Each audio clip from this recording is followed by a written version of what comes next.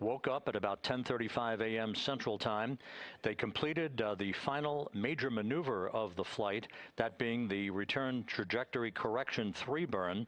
It was an 8-second burn that fine-tuned its trajectory to enter a corridor over the Pacific Ocean a short time from now. That will be the point of entry interface, where the crew will reach the first traces of Earth's atmosphere at an altitude of 400,000 feet. The crew moved into its entry checklist just after 4 p.m. Central Time, suited up in those launch and entry suits, conducted leak checks, and now are in the final stages of their entry checklist. Instruction 115 of entry checklist. SM separation ATP is go. Houston copies. The next major milestone on the route home. Fully zipped, and they're working on EBS and then seating up. We copy. Thanks for the status. Jackie Mahaffey talking to Reed Wiseman aboard Integrity. The spacecraft now about 12,000 nautical miles from the Earth's surface. The next major milestone on tap for the crew will be the handover of communications from the Deep Space Network to the Tracking and Data Relay Satellite System. The Deep Space Network came into play after the translunar injection burn back on April 2nd that propelled Integrity toward its lunar flyby. We'll be back on the TDRS network here in about 41 minutes. Following that, the next activity will be the pyrotechnic separation of the crew module from the European service module. That is scheduled at 6:33 p.m. Central Time, followed 4 minutes later by one final critical maneuver.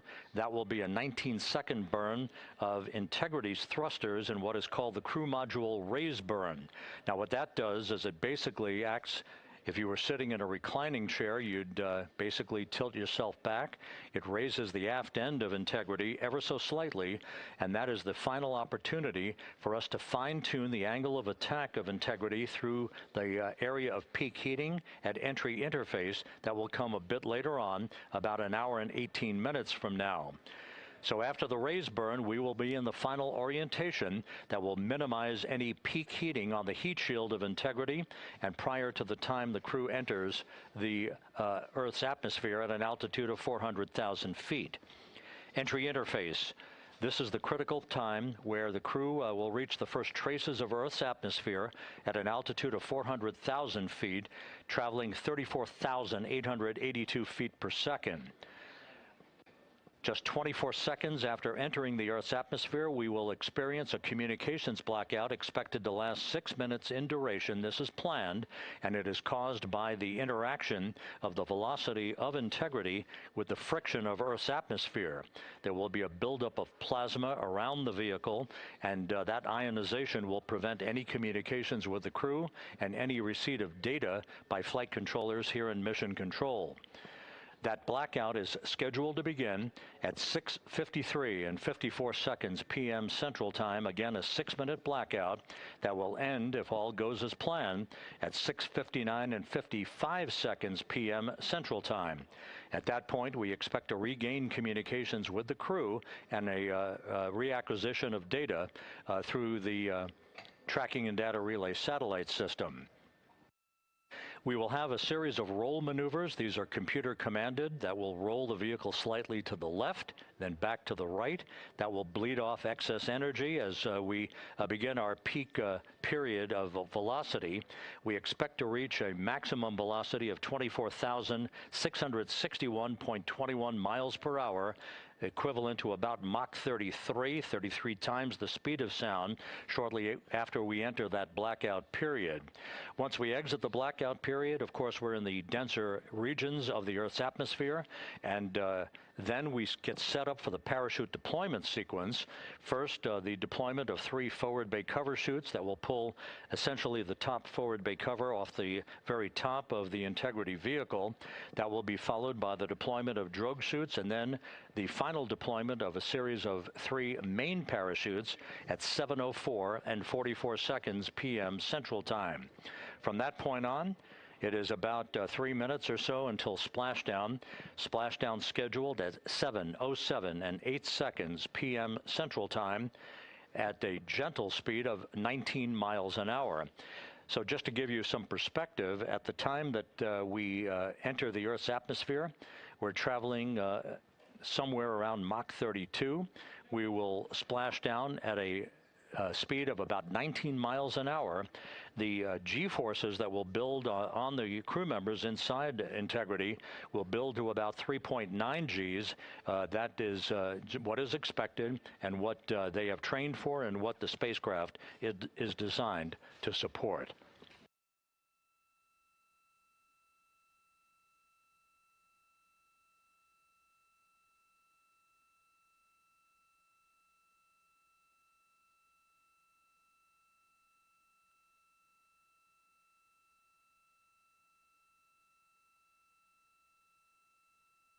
The latest weather forecast out in the recovery zone off the coast of San Diego is a go forecast from our meteorologists here at the Spaceflight Meteorology Group at the Johnson Space Center. And standing by on the deck of the USS John Murtha is my colleague from the Kennedy Space Center, Megan Cruz. Megan?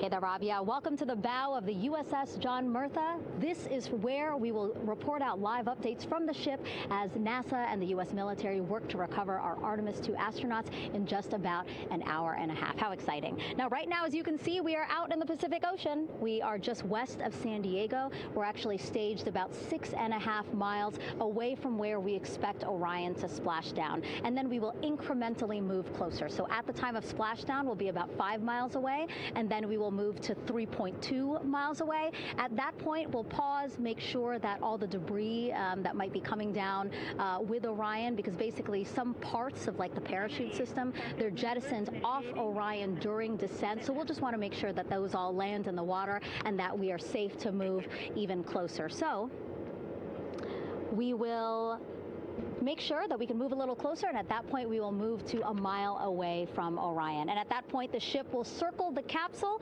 while NASA and Navy recovery forces work to get our astronauts out, and we should have great views of the bow from here. But also we have a ton of cameras all around the ship. For example, we actually have some cameras right to the left of me here on the bow. These are very strong, stabilized cameras. We can really get up close to make sure that we are sharing all the images we have available to you. We also will have some views from above. We actually have 5 planes providing live views of splashdown today. In fact, some of those aerial assets just took off from San Diego minutes ago. And then actually here on the flight deck, you see 4 helicopters, the 2 in the back. Those will take off in about 30 minutes from now, also with live cameras. So again, lots and lots of imagery that we hope to share with you today. And then those 2 helos in the front, those 2 will pluck the crew out of the water and fly them back to our ship.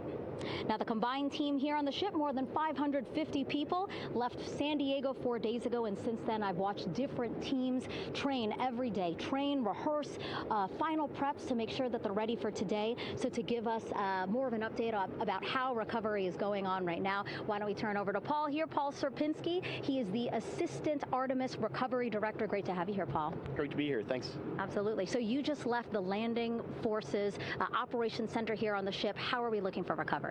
Right now it's looking great. When I left, they were just about to get into weather briefing with Mission Control Center in Houston, but listening to the loops this morning and everything that's been going on, the reentry trajectory correction burn, the return trajectory correction burn went great. They were right down the money, right on the money, right down the middle where they should be coming back. Our forces here are teams out in the water. All our boats are launched or will be imminently. So yeah, it's just coming along great. Yeah.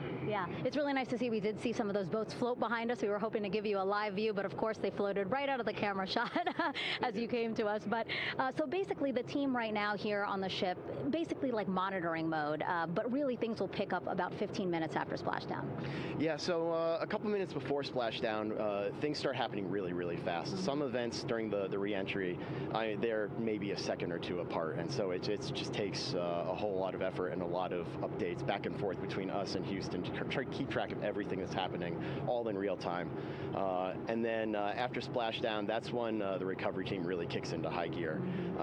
We have our boat teams, our boat crews going out, our divers doing hazardous assessments as they get progressively closer to the capsule, making sure, you know, it's safe for all of our people to go in, and it's also safe for the astronauts to come out, because really at the end of the day, that's what we're here for, is we're to make sure that the astronauts get home safe after their tremendous journey to the moon and back. But then also we have, like you mentioned on a minute ago, all of our imagery helicopters are taking imagery, camera shots of it as it's coming in all the way through splashdown. I mean, they'll see it as soon as it crosses the horizon, all the way to the ocean here. And then afterwards, we have to recover actually Orion to bring it into the well deck of the ship. Absolutely, yeah. And so once the astronauts are safe on board, then those same dive teams are going to transition into securing the capsule. They'll position some equipment around it to kind of facilitate that. The ship will move into position. We'll attach a really big winch line to it, and then a bunch of tending lines. We'll pull the capsule around behind the ship and then start to slowly bring it in. And then, yeah. Orion comes in, goes hard down, and everyone cheers. Yeah, great day. Great day, exactly. Lots to coordinate, a lot to manage. Basically planning for this recovery, Artemis II recovery, started a month after Artemis I launched. That was the uncrewed test flight of the Space Launch System rocket, as well as the Orion spacecraft. That was November 2022, a month later, all the planning for this. How does it feel to be so close to welcoming our friends, our astronauts, home? I mean, for the whole team, I walked around the ship this morning just kind of visiting with a lot of people, a lot of groups, and just kind of get the feel of them. And everyone has that same kind of mentality. Everyone's excited, everyone's thrilled to see all that work that's what we've been doing, like you said, for the last 3 years, since right after the last one came back till now. And some people even further back, some of them go back a decade or more. So everyone is just excited, and they're ready. They're really ready for this, and just to be able to see our crew come back, that's going to be a thrill for everyone. How are you feeling? Are you ready? Is this something you ever thought you'd be doing? I'm ready. I'm excited. This has been the pinnacle of my career so far. It really has. I've seen a lot of firsts, a lot of lasts, but I can't think of ever topping seeing the first crew to go to the moon and back in 50 years, and to be here and be a part of that. And it's just a tremendous privilege. And on behalf of the whole team, like, I'm thrilled, and so are all of us. We're ready. Yeah, I definitely think that those words really embody how everybody on the ship is feeling. So thank you so much, Paul. I appreciate you being here. And so, Rob, we'll toss it back to you again. We will continue to join you with live updates from the ship as much as possible. Thank you, Megan. Back here at the Johnson Space Center, the entry team of flight controllers looking over the shoulders of Reed Wiseman and Victor Glover there on the flight deck of Integrity, and again just below their feet in the mid-deck area, if you will, Christina Cook and Jeremy Hansen of the Canadian Space Agency. They're in the final review of their entry procedures and all of the activities that will follow here very shortly in trip hammer fashion. We should note that after splashdown occurs, the flight control team here in Houston will be monitoring the orientation of the Integrity spacecraft. We are expecting it to splash down upright in what is called the Stable 1 configuration, with the top of the spacecraft pointed upward. Stable 2 would indicate that it is upside down in the water. Regardless of the orientation, there will be 5 inflatable airbags called the CMOOS system. That's the acronym for Crew Module Uprighting System. We are suit on complete.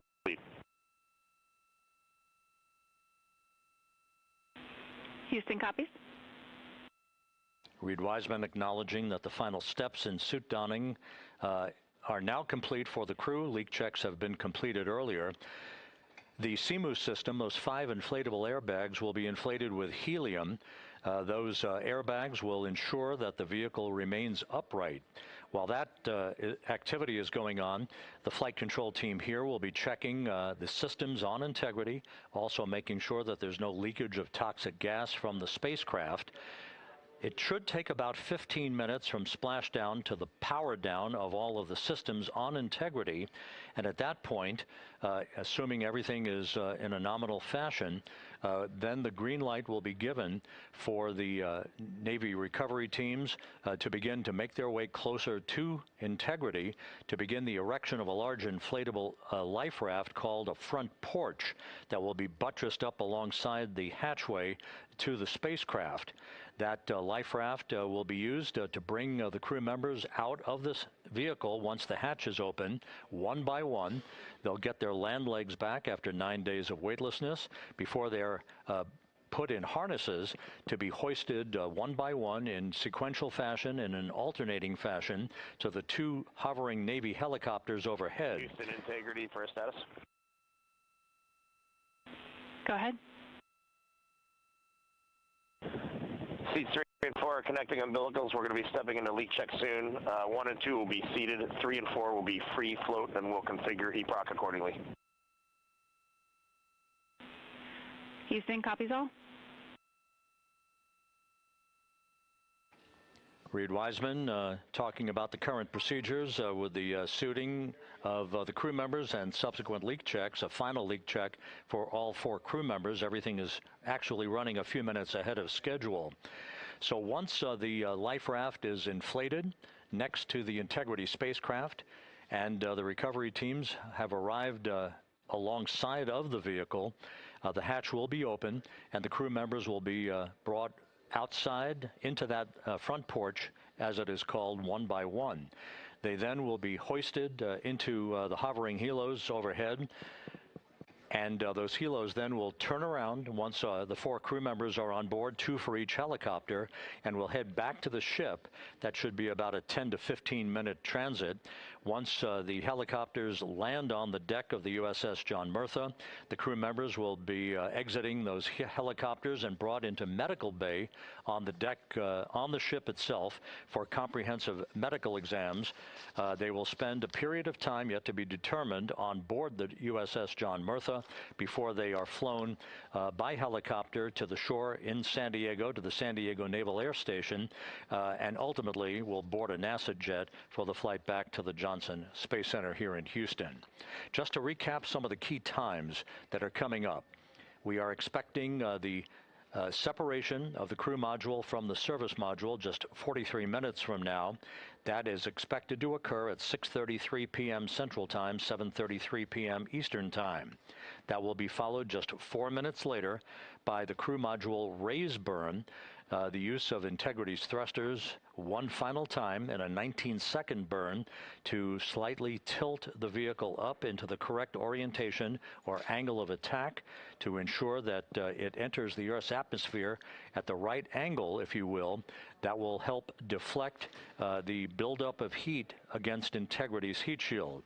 This was a deliberate move, a change in the procedures from the Artemis I mission that resulted in unexpected char loss on the Avcoat heat shield that had not been intended based on the entry trajectory for the Artemis I mission. What we're doing is we deliberately changed the trajectory of the entry from a skip entry that was about a 3,000-mile transit across the Pacific Ocean. We are expecting now from entry interface to the point of splashdown to have a range of just 1,701 nautical miles, and that in of itself will reduce the exposure time of heating on the heat shield of the spacecraft. Once the raise burn is complete, then the stage is set for entry interface at 6:53 and 31 seconds p.m. Central Time. That means that Integrity will be entering the Earth's atmosphere at an altitude of 400,000 feet, traveling at about 34,882 feet per second, heading for its splashdown site off the coast of San Diego, as you just heard from Megan Cruz on the deck of the USS John Murtha. Splashdown once again under those 3 main parachutes is expected at 7:07 and 8 seconds p.m. Central Time, 5:07 p.m. Pacific Time, 2.5 hours before sunset. The actual total distance traveled for Integrity from launch to splashdown is estimated at 694,481 statute miles. Now that includes the first high elliptical Earth orbit following launch. that enabled Integrity to move to 43,000 miles above the Earth at its apogee, and enabling a 24-hour period of systems checkouts before the flight control team here and the mission management team gave approval for Integrity to conduct its translunar injection that propelled it on its way to the moon and its historic lunar flyby. So the total distance we expect this vehicle to have traveled at splashdown, 694,481 statute miles.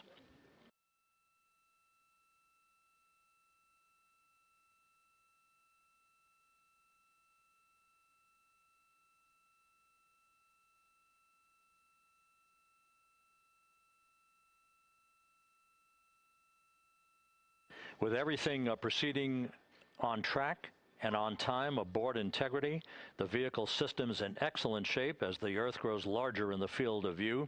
Let's go back to the USS John Murtha and Megan Cruz, who is standing by.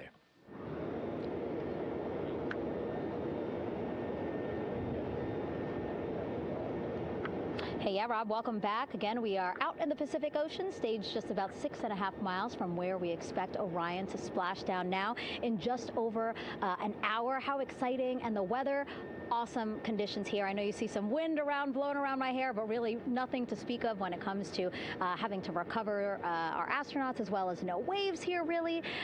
So yeah, we're expecting a really great day. Also, hopefully, some really great views. You can see behind me that some of the clouds are starting to break up, so that's really exciting. And now, of course, this ship has a lot of people ready and excited to welcome our crew back home, including Dr. Rick Schuring here. He is a NASA flight surgeon. Great to have you here, Rick. You too, Megan. It is a blessing to be out here this day with our teams. We've trained 3 years for this nonstop with the U.S. Navy, and along with EGS, and we've so looked forward to this day. And you know, just by God's grace, everything's parting, the skies and everything. The crew's doing great.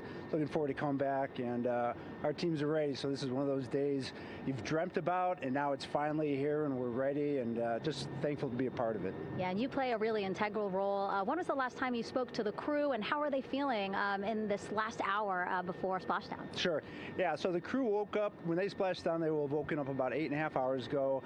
Me and my fellow crew surgeons, Doctors Chris Haas and Rafi Kumjian from the Canadian Space Agency, spoke with them about 6.5 hours ago, just to double check on how they were doing, if there's any medical issues, you know, how they slept, and then kind of go over their landing day protocol for their medications, for what we call a fluid load, to try to replace some of the fluid and electrolytes that they've lost with just a normal space adaptation. Once they got to space, they kind of have to replace some of that fluid to help them with the whole landing kind of readaptation to 1G, which they haven't done for the last 10 days.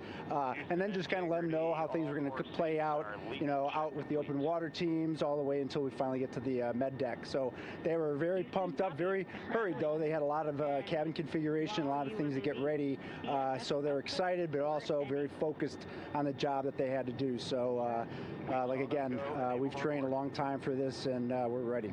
And you said some medications. I mean, those are kind of just to mitigate the effects of, obviously, their more than 695,000 mile journey back to Earth. It's just like anti-nausea medication, right? Yeah, exactly, Megan. You know, astronauts are very healthy, fortunately, and even when they come back in reentry, you know, the human system is very kind of dynamic. It has to readapt very quickly, and one of the most common responses they get is just some stomach awareness, to some nausea, even to some vomiting. And you know, with our crews that land out in Karagana, the Soyuz crews or our SpaceX crews, you know, they all kind of experience the same thing. This will be the first time we're landing in water since December 1972, and I worked with all the Apollo astronauts years ago, and they all told me that, you know, landing in the water, especially in the Pacific, can be very provocative. So we take steps to give them medicines to really mitigate some of that nausea, vomiting, help them feel a little bit better, and also sometimes just use a little anti-inflammatory medicine just to help with coming back to 1 Earth, or 1G. The effects of microgravity, especially as you age and you have a little arthritis, you feel great in microgravity, and everyone kind of curses coming back to the ground like, oh dang, 1G, but so that helps a little bit. But for the most part, the main thing is just replacing that fluid fluid, and then trying to help them with that transition back to 1G, and then we're ready to go. Yeah, and their health is assessed almost immediately after they splash down. Yeah, so we have Dr. Jesse Wang, and we have our independent duty corpsmen, who are the Navy version of paramedics, extremely highly trained, highly experienced Navy medics and divers, who will go out there, open the capsule about 25, 28 minutes after splashdown, and do the first initial assessment. So Jesse and his team will go out there and look at each crew, kind of do their assessments, get vital signs, report back to Drs. Haas and Kumji and I back in the med bay, let them know how they're doing, and then if they've got the normal kind of space adaptation kind of things, we expect that they're good to go on that. If anything, didn't go the way we want, they're all prepared for that as well. And Jesse and his team, I mean, this is their full-time job, taking care of, sailors and folks who might be injured. We don't expect any injuries, but coming back, going 25,000 miles an hour down to, 20, miles an hour is still a dynamic process. I've heard it described as, kind of like a car crash. And then the crew will be ready to go, and Jesse and his team will make that transition to get them out to the front porch, do assessments on them again, call it to our med bay, and then once we have that and they're all good to go and the crew's feeling okay, we'll hoist them up in the helos. It's about a 3-minute flight back to the flight deck, and that's where me and the astronaut chief, Scott Tingle, will actually meet them. I'll get eyes on them, make sure they're all good, just take very slow transitions, and then one by one we'll either get them out with the SMTs, the SAR med techs, under each arm, just kind of just walk them very slowly to med bay, which actually helps them acclimate back to 1G. Or if they really don't have their sea legs back yet, then we might put them in what we call a stair chair, which will be right behind them, and then just very slowly kind of get them back into med bay to start our full assessments for the team. Yeah, so a really great team here to support them as soon as they get back, and also all throughout the mission, of course. You talked a little bit about this, but obviously, we have seen astronauts return from the International Space Station for over 25 years, so we kind of know that that journey, how it affects the body. But yes, we're talking about humans returning from the moon for the first time since 1972. How is this different from your perspective? So it's different in one very significant respect. On Apollo, for exercise, they had something called the Apollo Exergenia, which was basically just a little canister with some ropes, and they would have some resistance and kind of do that. And the Apollo astronauts really liked that. They liked the ability to exercise, because you decondition from a musculoskeletal standpoint, you lose your strength and your stamina very quickly. We had something called the Orion flywheel, which was able to impart much greater loads in terms of resistance, so they're able to do squats, deadlifts, different things, not dissimilar to what the ISS astronauts do, but with a lot less room to do it. And they also did rowing activities for cardiovascular health, and the crews loved it. But for the lunar crews, the future lunar crews, maintaining that physical conditioning, which our astronaut strength and conditioning rehabilitation specialists, affectionately known as the ACERs, back in Houston, really work hard to get them in the best shape they're going to, have to be in to get to the moon. That device hopefully will maintain that. And Apollo only had about a 4.3-day journey to the moon. Our astronauts are going to have about a 10 to 14-day journey. Right. So maintaining that physical fitness, that strength and stamina is going to be crucial for the success of being able to do those very physically demanding lunar EVAs. Right. So we're very excited about what the astronauts have said about the device and what they have to say about the role exercise plays, going to the moon. And also the mental benefit. Sure. They just really like sweating, breaking the sweat, and actually just feeling like they're just getting a workout. Right. Thank you so much, Rick. I really appreciate it. I know they're going to be in good hands, so we'll let you get back to it. Thank you so much. Megan, thanks for the time. Back to you, Rob. Okay, Megan, back here in Mission Control in Houston. Everything is moving along in order. This view of Reed Wiseman on the left, Victor Glover on the right. We have good suit leak checks. Everything aboard integrity is in excellent shape. The vehicle, with the Earth growing larger and larger in the field of view, we're now just about 8,200 nautical miles away from Earth and closing in for a splashdown just 1 hour and 5 minutes from now.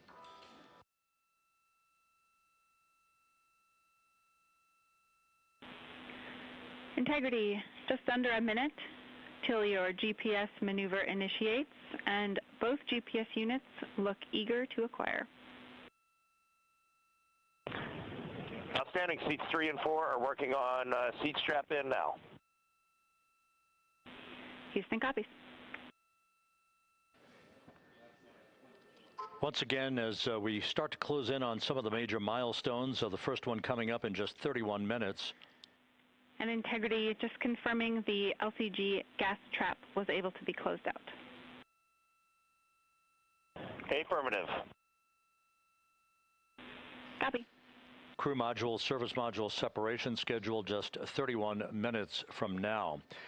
The key point of interest, of course, will be the performance of Integrity's heat shield during its high-speed entry back into Earth at the peak heating that is expected around the spacecraft of some 4,000 to 5,000 degrees Fahrenheit. On Artemis I, as I think most folks know by now, we flew a trajectory known as a skip entry, in which we performed an initial dip into the atmosphere to bleed off some energy. Then we skipped out of the atmosphere and dipped back into the atmosphere before splashing down in the Pacific. But after the mission was over with, we noticed unexpected liberation of some of the charring effects on the heat shield known as AVCOAT. Before the flight, we had an opportunity to sit down and talk with Entry Flight Director Rick Henfling to get a perspective on what this all means and how the mission was redesigned to try to protect Integrity's heat shield to a higher extent. Let's take a look at that interview. Returning from the moon is a lot different than deorbiting from low Earth orbit. When we return from the moon, we expect to achieve velocities upwards of 36,000 feet per second. And in order to slow down to a nice, graceful splashdown in the Pacific Ocean, the flight crew is going to experience between 3 and 4 times the force of Earth's gravity. On Artemis I, pressure buildup inside the char layer of the heat shield resulted in the char losses we saw. NASA established a Tiger team whose job was to investigate the cause of the problem and then make recommendations on how to fly the Artemis II mission safely and successfully. And so for Artemis II, we are going to fly a profile that ensures the spacecraft will not see that same type of pressure profile. And so the char losses seen on Artemis II will not be like the ones that we saw on Artemis I. Rick Henfling indicated that the orientation of the spacecraft and the shortening of the distance of transit to the splashdown zone from the point of entry interface when we reach the top of the Earth's atmosphere, which will be coming up at 6:53 and 30 seconds p.m. Central Time, should do the trick in minimizing the deleterious forces against that heat shield that were noticed on the Artemis I mission. We think we see a beautiful sunrise over the west coast of Australia.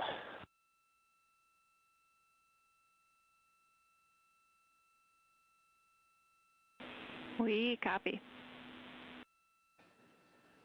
Commander Reed Wiseman reveling in his final hour in space on this mission as Integrity is passing over the southwest coast of Australia now at an altitude of some 7,600 nautical miles.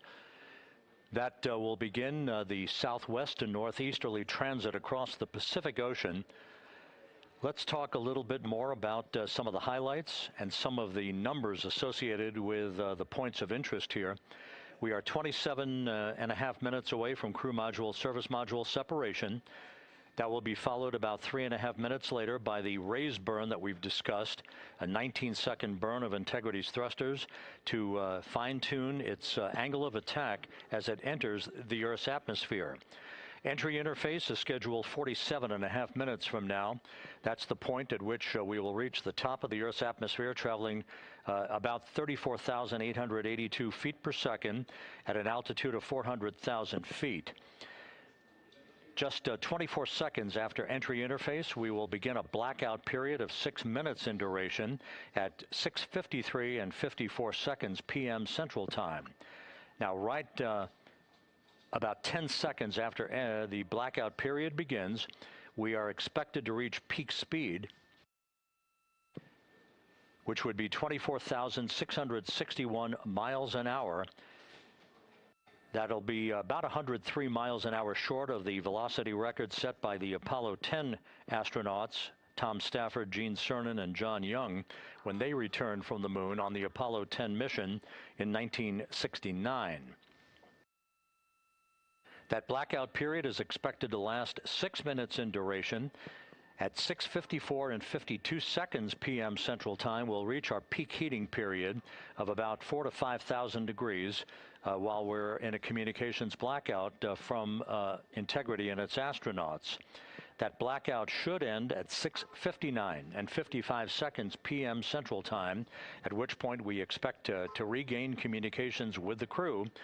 Capcom Jackie Mahaffey here in the flight control room will be talking to the crew, calling them, and we'll await a response from the crew as they come out of that blackout period. And at that point, their altitude will be just 157,000 feet above the Earth, traveling at 13,000 feet per second, with a range to splashdown of just 147 nautical miles. From that point on, the next key series of events will be the deployment of a series of parachutes that we discussed before.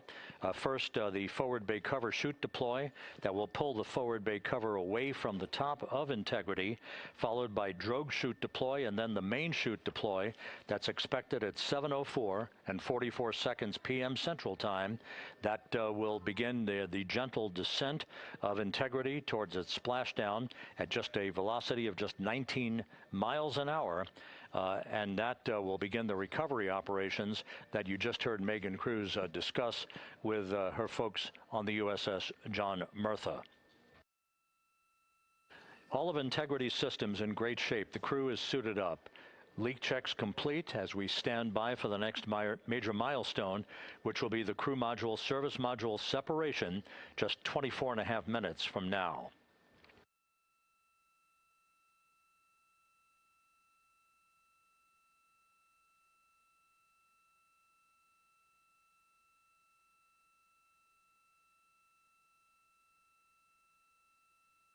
All of the activities from the start of entry interface to the point of splashdown will be quite rapid fire, just 13.5 minutes from the point at which we begin descent into the Earth's atmosphere till splashdown. And just to show you, as Rick Shearing, the flight surgeon, alluded to in his interview with Megan Cruz, all of this happens to decelerate the vehicle from traveling around Mach 33 to just 19 miles an hour at splashdown. All of that happening in just 13.5 minutes. But the vehicle and the parachutes are all designed to support all of that, so we'll be standing by to report all that to you in sequential fashion as these milestones are ticked off and as we hear from the crew during its entry back into the Earth's atmosphere, and ultimately when they emerge from the blackout period, and at that point we'll be just minutes away from splashdown.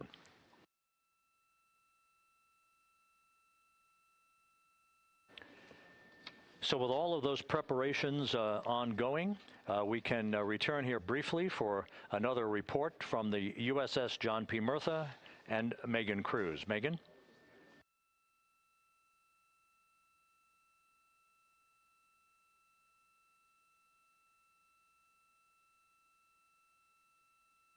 And we'll regain that communication with the USS John P. Murtha just momentarily.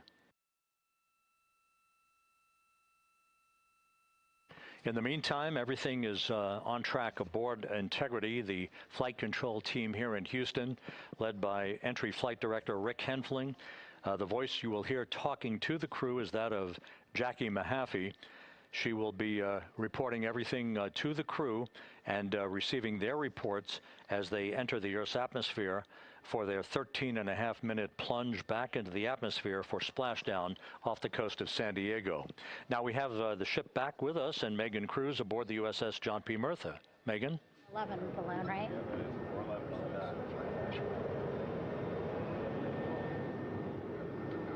Hey, Rob, yeah, the excitement is really building here on the ship. I'm watching right now one of the weather balloons being lofted up from the ship. Again, weather balloons, very important for us to make sure that we are tracking the right kind of weather and also the data that's needed for what's called our Sasquatch team. Again, it's a team out of NASA that basically makes sure that the debris that comes off of Orion, again, some of those pieces of the parachute system, make sure that they don't fall on us here in the sea and also our aerial assets, our folks in helicopters. So watching that float away right now. But with me right now is Captain Eric Kenny. He's the commanding officer of the John P. Murtha naval ship. Thank you so much for being here. There are so many moving parts that you have to keep an eye on. That's absolutely right, yeah. But first of all, on behalf of the crew of USS John P. Murtha, Megan, thanks for having me on today. Happy to tell you what we're doing and excited to get the interview started. Yeah, absolutely. Why don't we actually take a look at the flight deck here? We'll start there. Basically, we also, while watching this weather balloon float away, we notice all 4 helicopters leave the flight deck. We now have an empty flight deck. We had 2 imagery helos as well as the 2 crew helicopters that will go recover the crew. This is just one of the many things that, again, our ship of 550 people, it's something that you oversee as commanding officer. Yeah, absolutely. Every commanding officer, I would say really every naval service member, our priority is always safety. And as the commanding officer, I take that as one of my primary roles here on board. Mission accomplishment is important, safety always. So my day really has, I would say my message to the crew has sort of changed over the past 24 hours. As we're leading up to today, we've been building up the excitement and motivating the team for the training that we've executed. But really over the past 24 hours, now I'm trying to get us to slow down a little bit. Trust our training, right? Don't believe all the hype. Don't believe everything that's going on. Just let's trust what we've done to get to this point. And if we do that, we'll be successful today. Mm-hmm. And also part of the big success is obviously the coordination between NASA and the U.S. military. How does it feel being able to support the human space program we have? Yeah, I mean, since 1959 with Mercury, Gemini, Apollo, the history between NASA and the Navy has been in lockstep. But like any other skill, if you don't practice it regularly, that skill atrophies. So we've had a few decades off from that. But, over the past 4 or 5 years, really with this ship over the past year, we've constantly trained and working for this moment right here. Building up the hype, but to get to this point today, to be able to trust in all the training we've done. We've worked with, working with NASA, the Air Force, the medical team, dive team. You want to talk about high-performance organizations coming together, working in unison? We are seeing that here on board the USS John P. Murtha, and I can't be more proud of all the work everyone's doing. Yeah, you had some great words this morning saying just that, again, that it's really nice to see everybody working together and so excited. I mean, you just became the commanding officer of this ship back in February. How does it personally feel for you to be a part of this historic moment today? Yeah, I mean, first and foremost, I'd say any opportunity to command any warship in the United States Navy is a tremendous honor, is a pinnacle of any naval officer's career. That being said, as my change of command was approaching, and I realized that Artemis was going to be in the window here, to say that I'm humbled and honored to be here is an understatement. What really just excites me is the opportunity to see this crew, who has been training so hard over the past year plus, come together. It is what inspires me. Listening to NASA and the ownership and pride they take, they make my crew better. I think we're making NASA better together. That synergy is something that I'm happy to see and hopefully take forward with me in my career. Yeah, it's all about partnerships. We couldn't do it without you, and we couldn't have gotten to the moon without our international partners as well. So thank you so much, Captain. It was really great to have you here today. Thanks, Megan. Awesome. All right, Rob, back to you. Thank you, Megan. Back here in Mission Control in Houston. We just had a quick view of the crew. We'll get that view back, and there they are again. Here in Mission Control, the entry team of flight controllers led by Rick Henfling and Jackie Mahaffey serving as the spacecraft communicator. We have just handed over communications links from the Deep Space Network that we communicated with the crew through from the time of the translunar injection burn back on April 2nd. We've just handed back to the Tracking and Data Relay satellite system as we prepare for the crew module service module separation that will take place just 17 minutes from now. With the Earth looming in front of Integrity as it barrels back for a splashdown of the Pacific just 50 minutes from now, we're just 5,700 nautical miles from splashdown. Just one other quick note about the comparison from the Artemis I entry profile to the Artemis II entry profile and how that is serving as an extra layer of protection for Integrity's heat shield. The Artemis I entry had an entry range of some 3,178 nautical miles, a very long down track, and a very longer period of exposure to heat loads than we're experiencing tonight. It also had that skip entry profile that we discussed earlier, dipping into the Earth's atmosphere, then back out, then back in. It was about 20 minutes of exposure. Integrity, Houston, comm check on TDRS. Jackie, we have it loud and clear on TDRS. We have you the same. And there's one of the weather balloons being deployed from the USS John P. Murtha.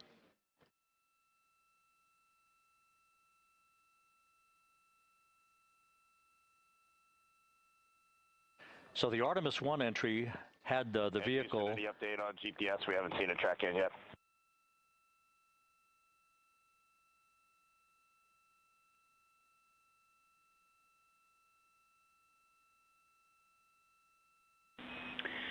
Reed, we are watching. We are starting to get into the window where they may start acquiring, so should be within the next 10 minutes. Okay, sounds good. We're holding at step 17 and getting ready for CM-RCS hot fire.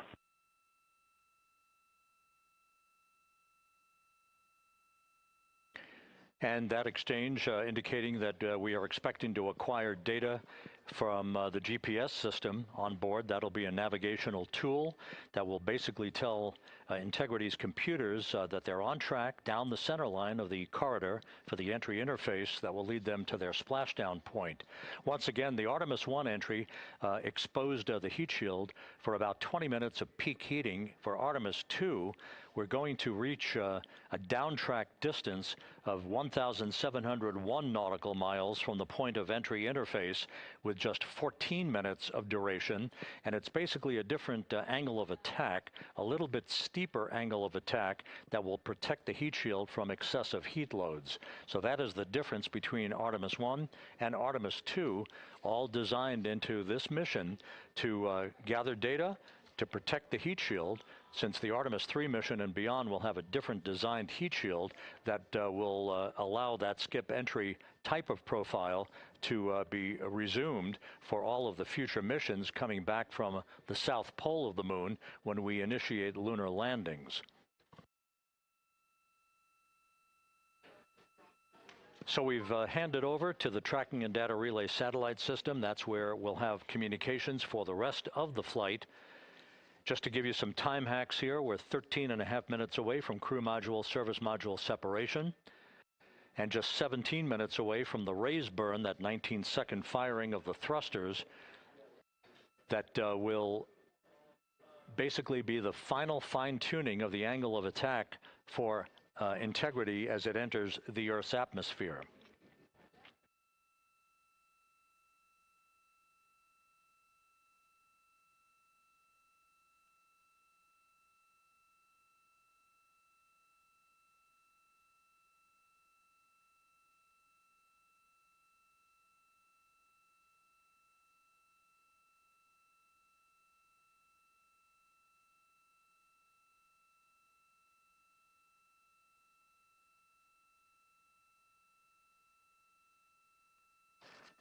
And once again, a dueling box view of some of the assets that are involved in recovery operations today. The Integrity, cabin configured, all crew suited and seated. Houston, copies. That confirmation from Reed Wiseman aboard Integrity. As you see the assets being deployed to the splashdown zone. At the time of splashdown, we expect the John P. Murtha to be about 5 miles away from Integrity, keeping a safe distance until we are sure that the vehicle is in the water and upright, and that it is in a good configuration system-wide for the recovery teams to begin to approach the vehicle to erect that inflatable raft. 2 minutes to CM-RCS warm-up hot fire. We're ready. That call from spacecraft communicator Jackie Mahaffey indicating that we're 2 minutes away from a quick burst of the reaction control system. Thrusters, that will be a hot fire test prior to the separation of the crew module from the service module. The European service module has performed flawlessly throughout this flight. Everything, all the burns that had been prescribed for that service module have been executed on time and without a problem. There is the European flight control room that has overseen the manufacturing, the design of the European service module. They deserve quite a bit of credit on this mission for not only propelling the Integrity and its astronauts toward the moon, but also conducting the fine-tuning of its trajectory to bring it to this point where we are dead spot on down the middle of the corridor trajectory-wise to bring Integrity down for its splashdown in the Pacific just 44 minutes from now.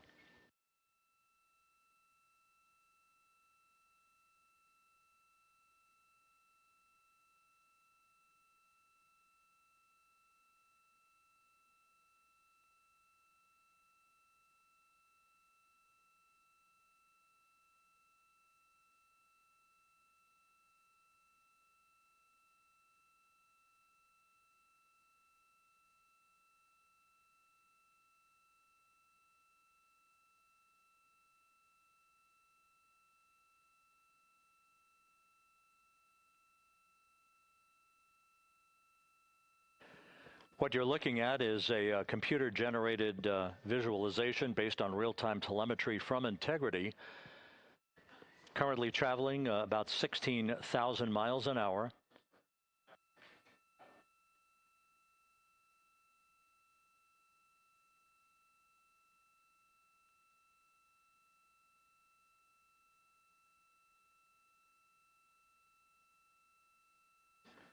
Integrity traveling about 16,000 miles an hour. For the prop cautions, we're taking a look. Copy that. Now just about 5,100 miles from Earth. Splashdown scheduled 43 minutes from now. We're just 9.5 minutes away from the crew module service module separation.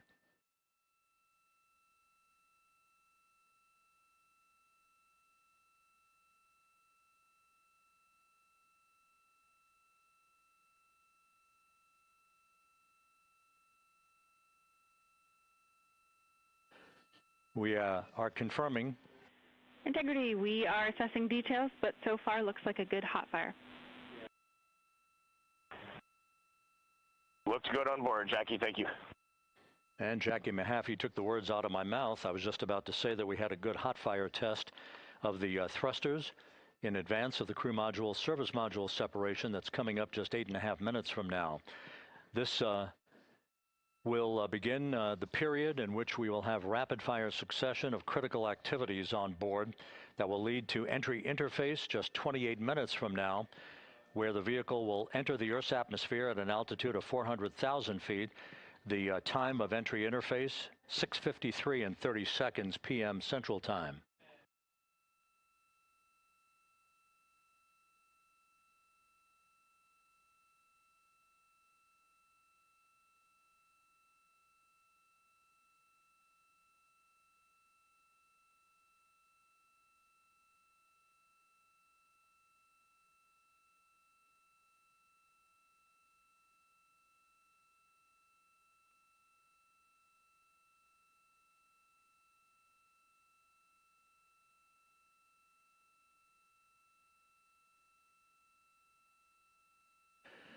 Integrity's astronauts were awakened at mid-morning to begin their entry preparations. And propulsion officer now reports a good hot fire test in preparation for the crew module service module separation.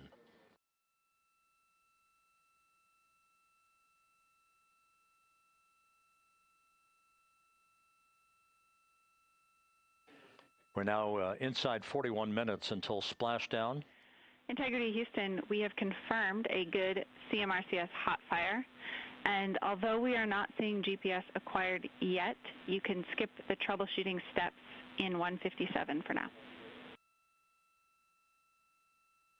Integrity copies.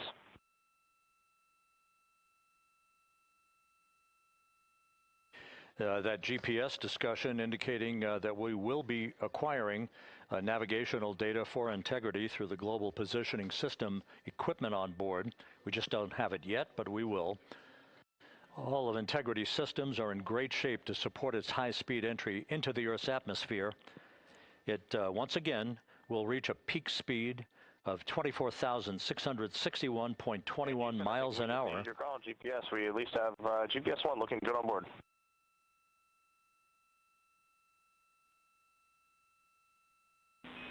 We're confirming.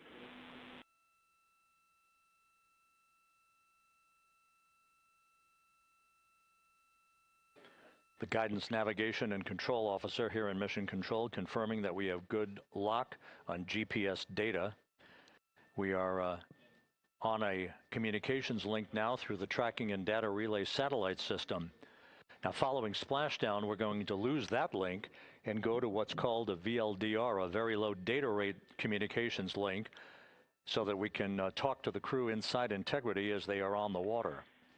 Integrity, confirm we do see good GPS. We do too, especially GPS 1 is accepting in nav channels 1 and 3. That GPS data is basically telling Integrity's onboard computers its position relative to the Earth, but its trajectory and its orientation according to flight dynamics and the Guidance, Navigation, and Control Officer is spot on. We have now armed the pyros for the crew module service module separation coming up less than 5 minutes from now.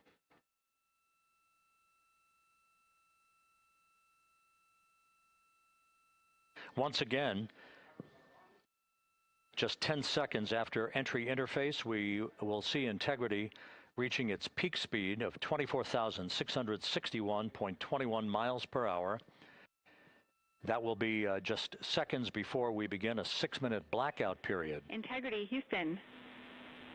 Your vehicle is in a good config for CM-SM SEP and go for CM raise. Houston, we see the same on board and copy go for CM raise.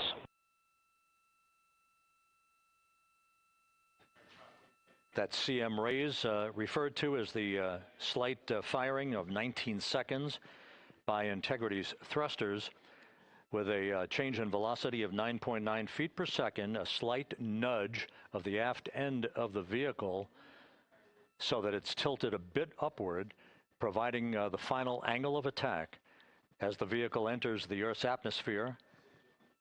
This being the mitigating factor that will reduce heat loads on the heat shield as we reach a point downrange from the start of entry interface, some 1,701 nautical miles to the splashdown site.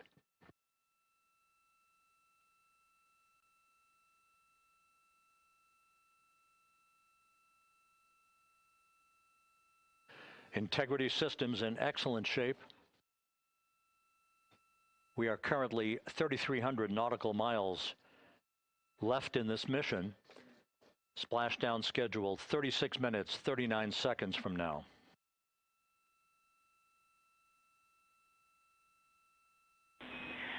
Integrity, Houston. For the 2 enabled prop cautions, what happened is while the thrusters were firing, multiple pressure sensors on each of the strings diverged a bit from each other. Those limits look to be set pretty tight. We think it could happen again when the thrusters fire in the future, so we are going to suppress those messages. We concur with suppress, not inhibit. Thank you. That exchange between Jackie Mahaffey, our Capcom for tonight, and Reed Wiseman aboard Integrity, indicating basically to ignore sensor data. All of Integrity's systems are in good shape.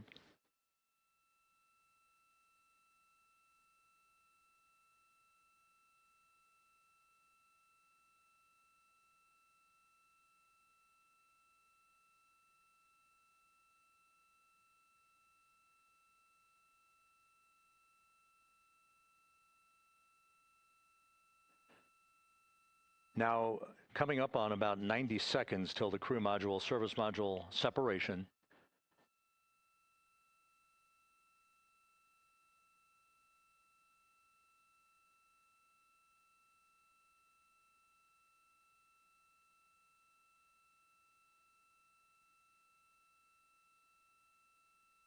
All quiet here in Mission Control as we enter the most critical phase of the completion of this flight.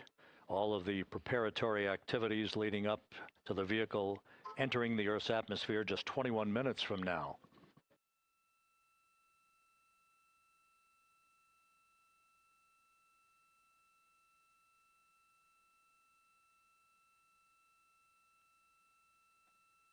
Coming up on 1 minute. Mark 1 minute till crew module, service module separation.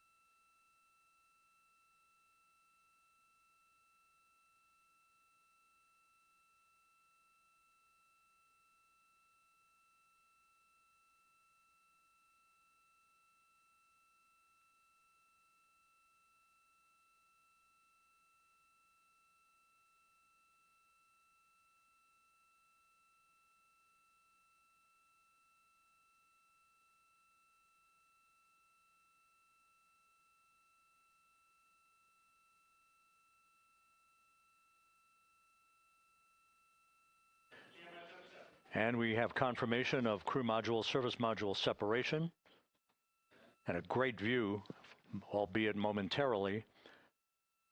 Houston, good step on board.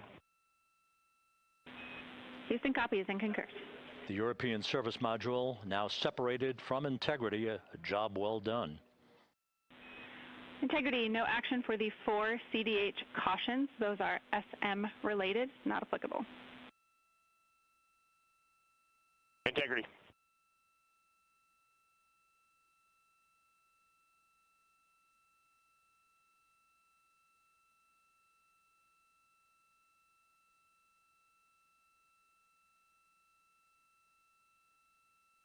So, with Integrity now flying free on its own for the remaining 32 minutes of this mission.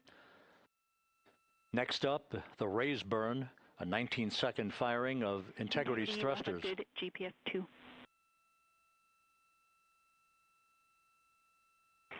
Integrity copies, good GPS 2. Coming up on the 2-minute mark until the raise burn. Again, this is the final tweaking of the orientation of Integrity to put it in the right angle, if you will, the angle of attack that it will fly in during its entrance into the Earth's atmosphere. Entry interface now just 18 minutes, 25 seconds away. This is a visualization, but driven by real-time telemetry. This is the maneuvering of Integrity to the raise burn orientation. Just 2,800 miles from Earth.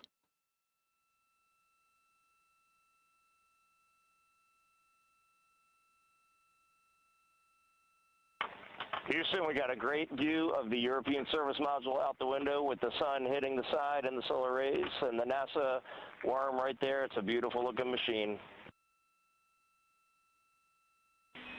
Roger.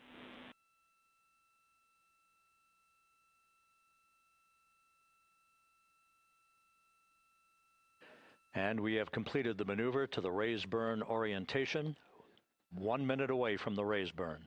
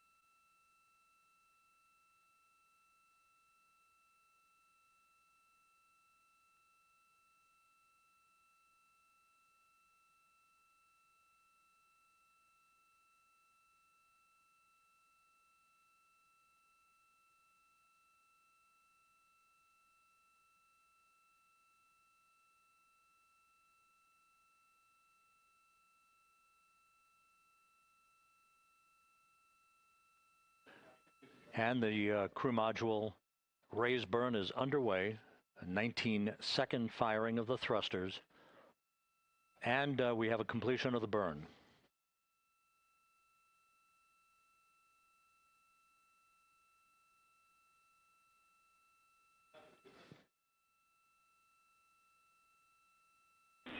Integrity, good. CM raise burn. Your flight path angle is within limits.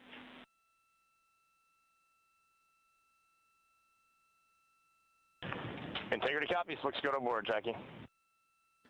So the final maneuver is now complete. Our trajectory for a splashdown in the Pacific 29 minutes from now is set and will not be amended any further. And we have the right angle of attack to mitigate any excessive heat loads on the vehicle during entry interface. Integrity Houston, a heads up about comm coverage. When you perform the 180 roll, for the first minute or so in that attitude, we expect about a minute LOS. We copy.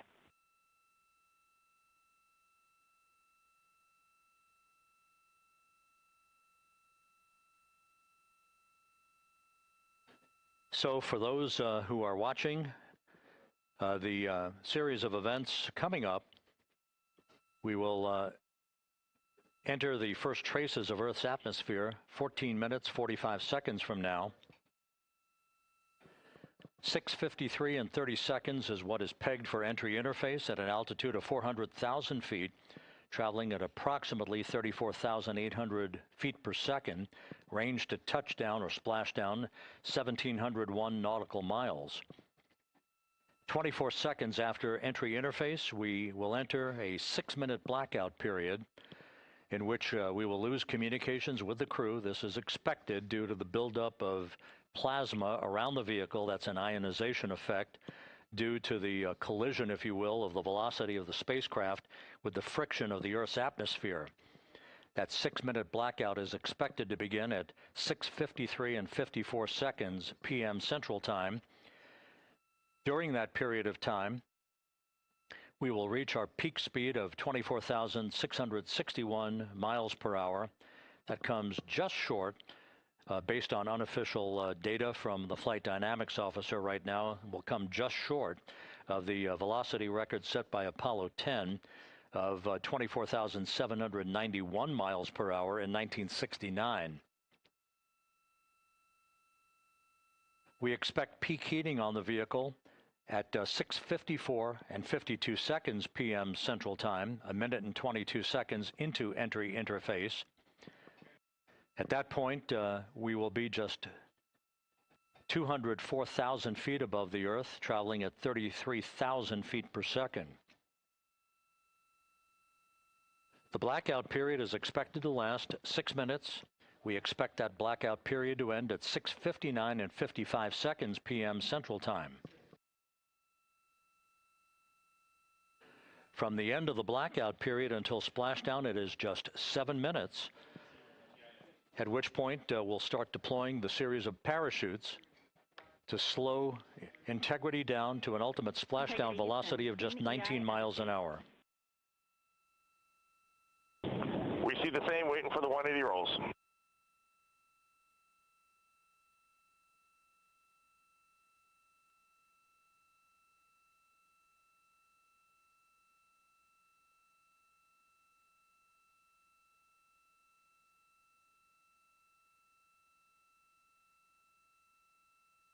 The parachute deployment sequence, once again, will come in several segments, but in rapid fire succession. And we have a great view of the moon out window 2. Looks a little smaller than yesterday. Guess we'll have to go back.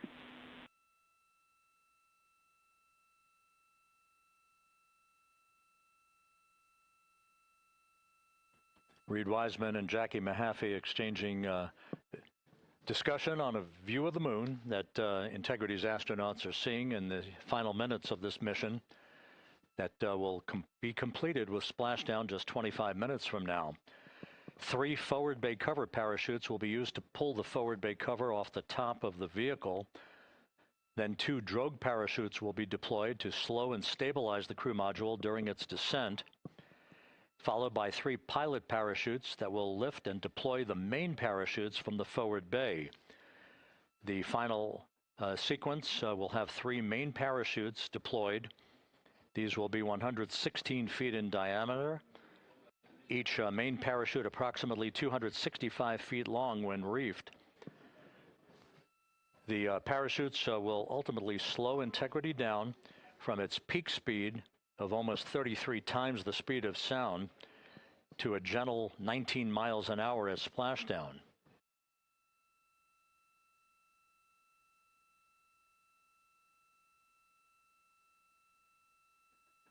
The vehicle is now currently in a roll to the proper attitude for entry interface. Our trajectory is right on according to flight dynamics.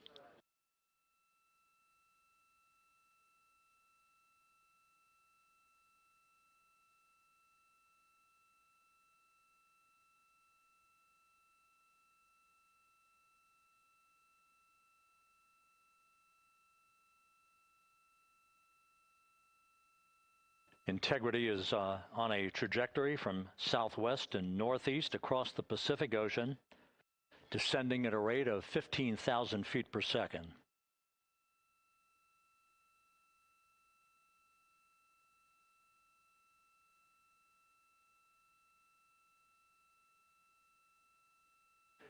Range to touchdown 4,300 nautical miles, all the systems in excellent shape.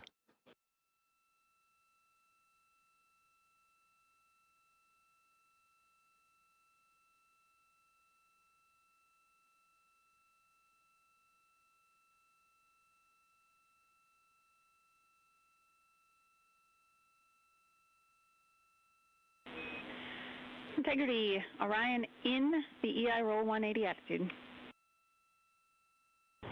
Looks good on board, Jackie.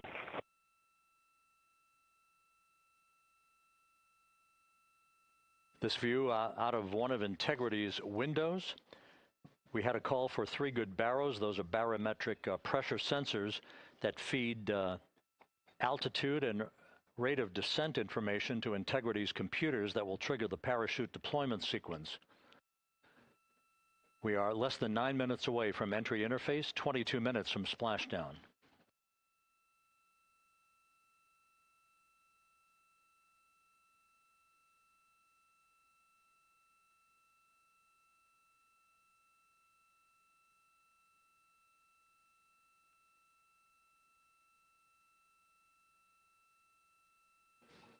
You can see the reflection of one of the crew members in the window.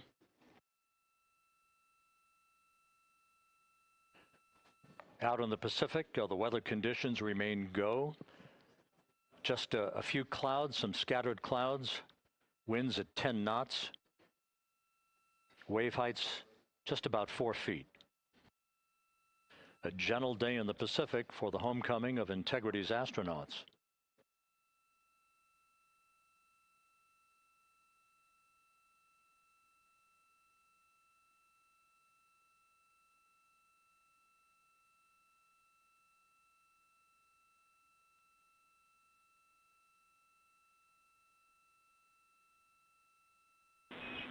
Integrity back in EI attitude.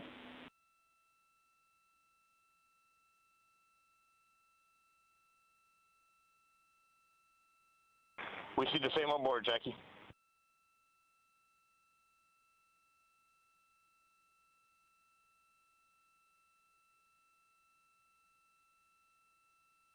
Houston, purge is complete. Crew and vehicle are configured for entry. Houston copies. And we're in step 37, transferring nav state to BFS.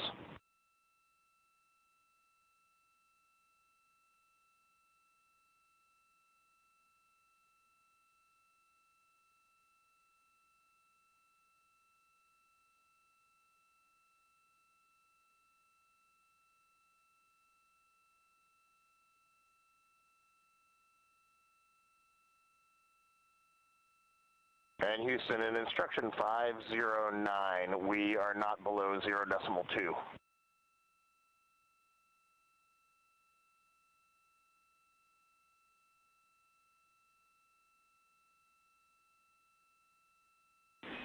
Integrity, no action required.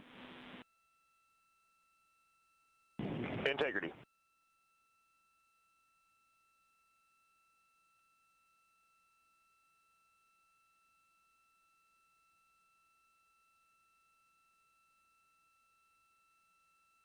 Now 6 minutes away from entry interface. We will hit the first traces of Earth's atmosphere at an altitude of 400,000 feet, traveling about 34,882 feet per second. Range to splashdown at that point will be 1,701 nautical miles.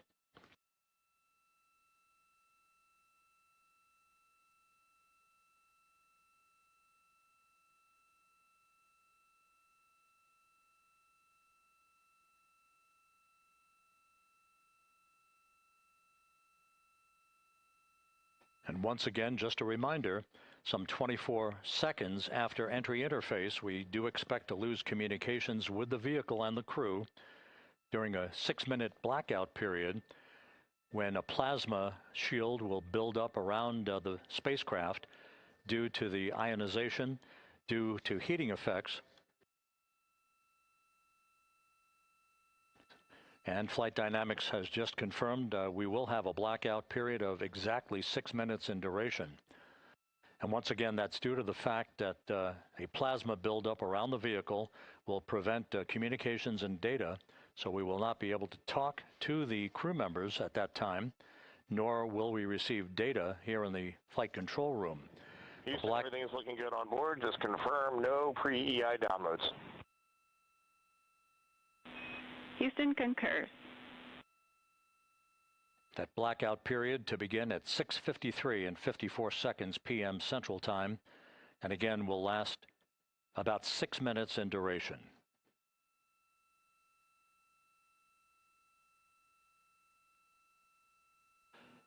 We're 4 minutes away from entry interface.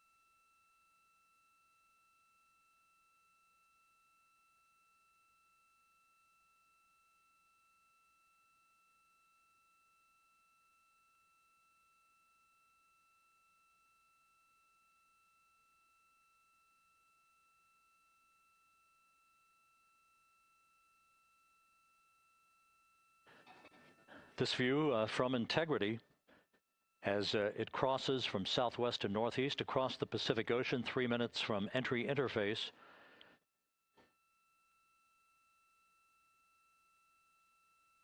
"16.5 minutes till splashdown."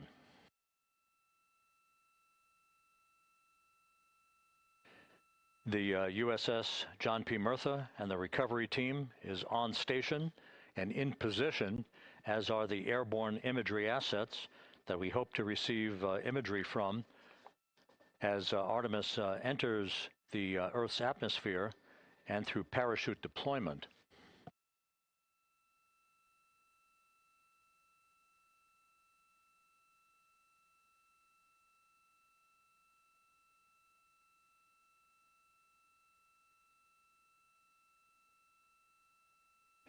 All of Integrity's systems are in great shape. The crew is ready to complete its mission just 15.5 minutes from now. All of the activities today have gone off in perfect fashion. No issues with the vehicle, no issues with the crew. And the weather at the splashdown site is go.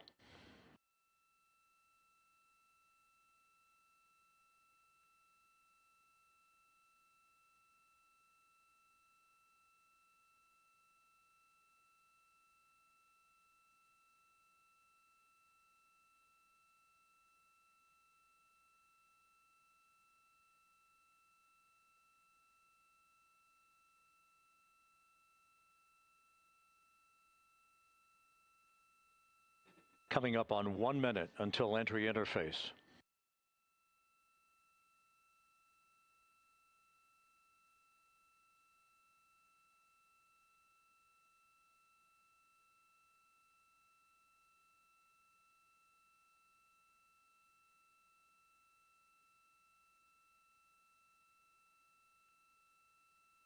Mark 1 minute until entry interface. 1 minute 20 seconds until the expected start of our 6-minute blackout. Integrity, 1 minute to a 6-minute blackout. Integrity.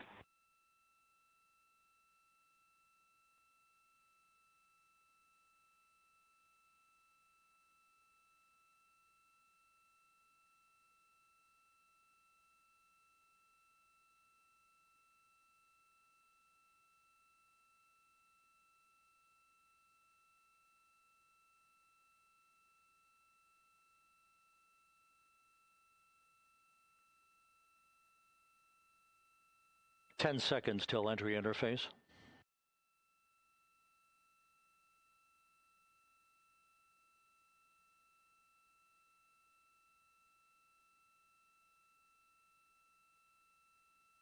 And we have crossed the threshold, now entering the Earth's atmosphere. We're at 400,000 feet, traveling 34,800 feet per second.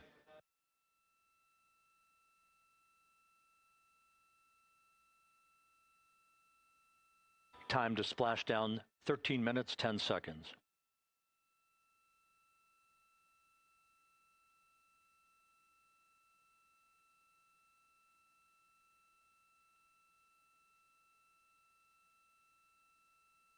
And as predicted, we've entered our communications blackout. This will be a 6-minute blackout period. No voice, no data from the crew.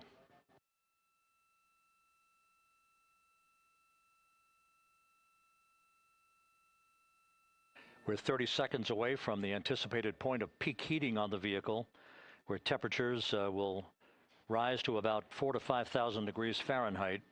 This is the true test of our trajectory.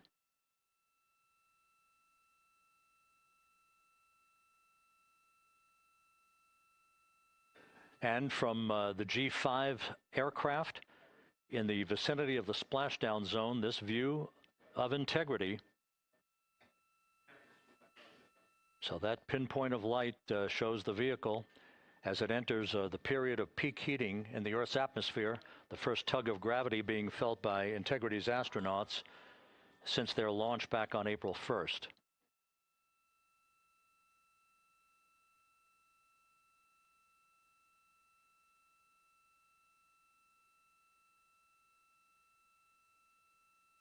Four and a half minutes until the end of the blackout period. Time to splashdown, 11 minutes, 33 seconds.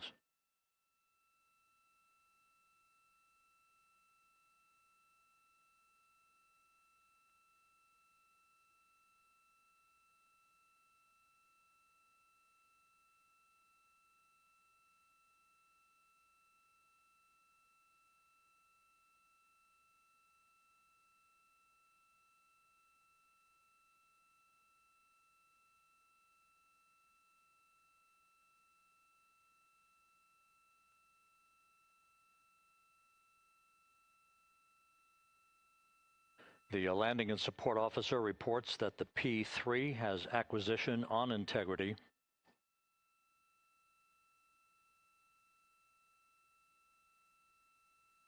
Three and a half minutes left in this blackout period.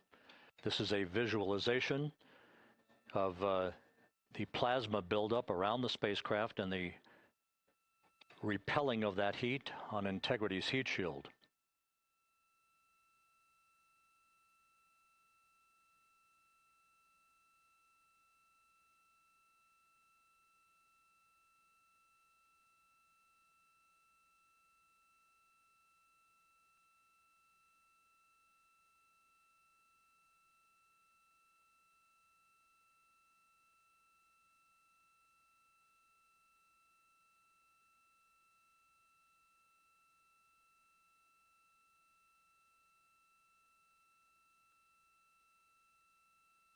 Flight Dynamics reports that airborne assets in the vicinity of the splashdown zone do have a visual on Integrity.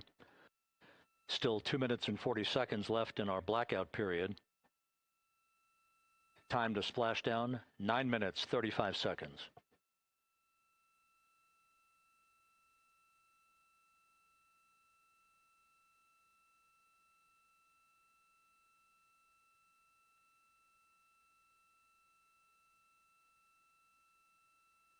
Multiple airborne assets as part of the recovery team all have visuals on integrity.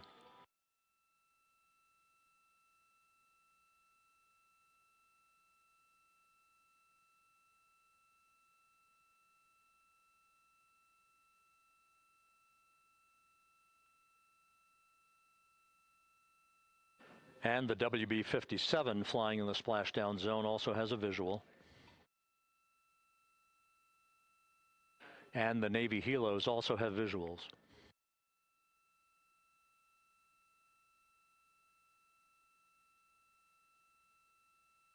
We're still in the blackout period. Still do not have communications from the crew.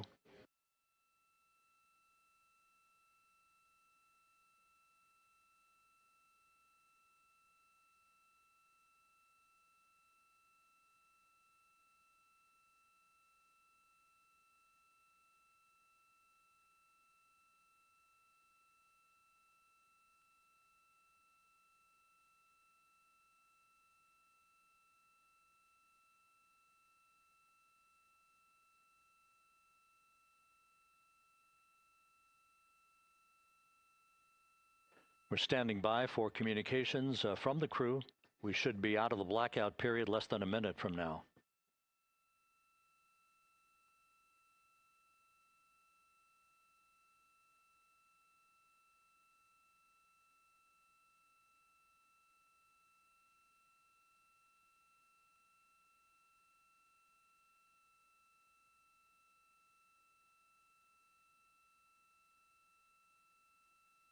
We are now processing data from integrity.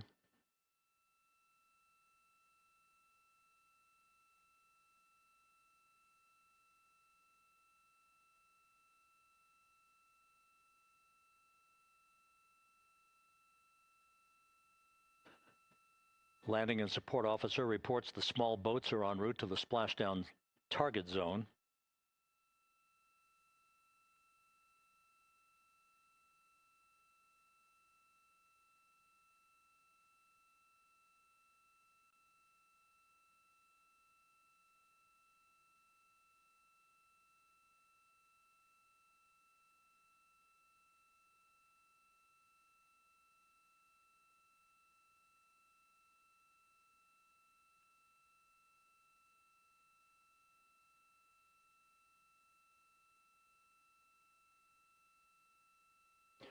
Passing through 150,000 feet, our trajectory is perfect. We're getting intermittent views of integrity. Still waiting to establish voice communication.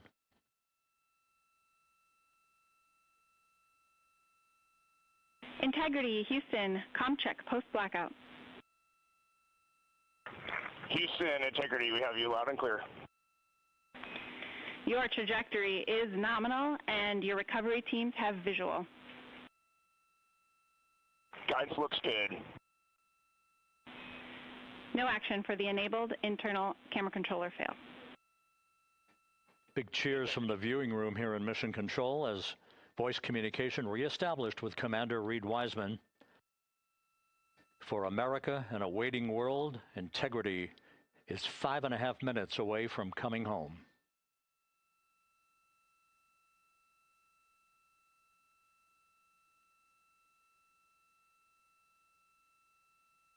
Passing 100,000 feet now. Range to splashdown 19 nautical miles.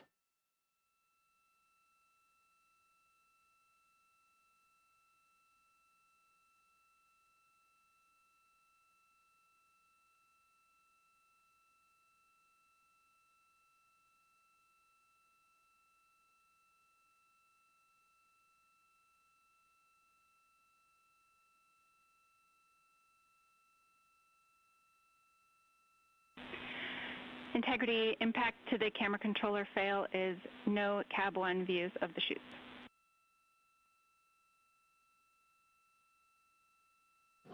Integrity. We're processing good data through the GPS system. A good view of Integrity, time to splashdown 4.5 minutes.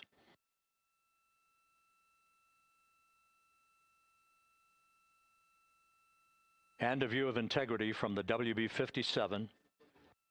We're at 50,000 feet.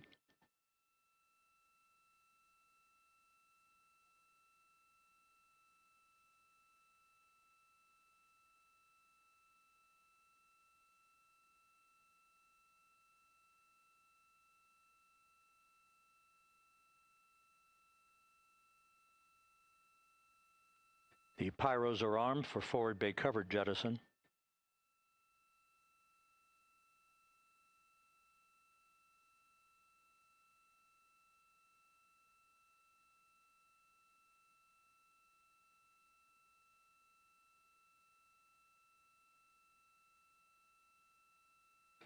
And there go the first series of parachutes. And we're on drogues. And Houston, we're visual 2 drogues out the window. 2 good drogue chutes. Next up. We copy, we see them. Next up, the deployment of pilot parachutes that will pull the main chutes out. Time to splash down 3 minutes and 10 seconds.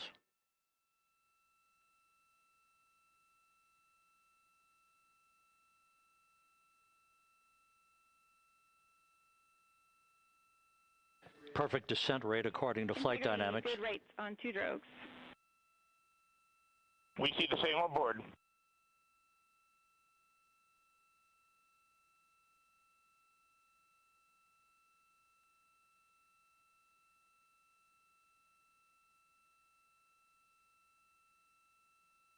Passing through 10,000 feet, still on drogues.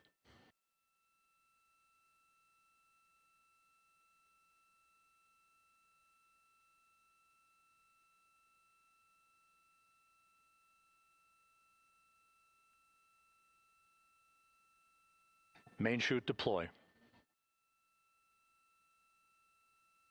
We're at 5,000 feet.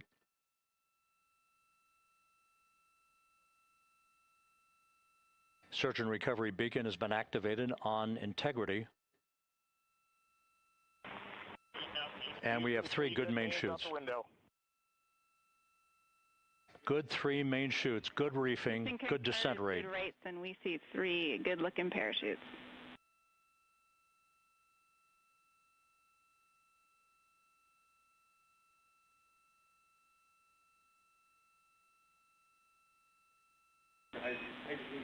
Integrity, cabin pressure indicates no need for hydrazine checks. Integrity copies. This is a perfect descent for Integrity. Its crew sounding hale and hearty on board. Time to splash down 1 minute, 15 seconds.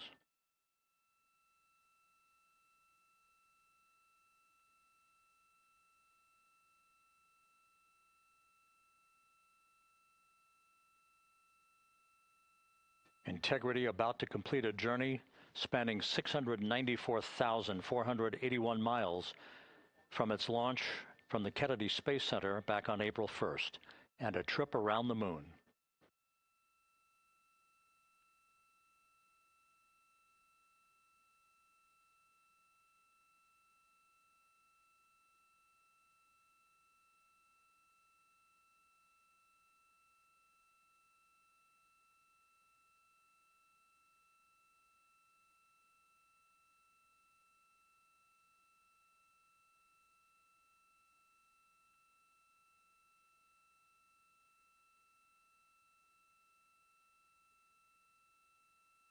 Passing through 1,000 feet.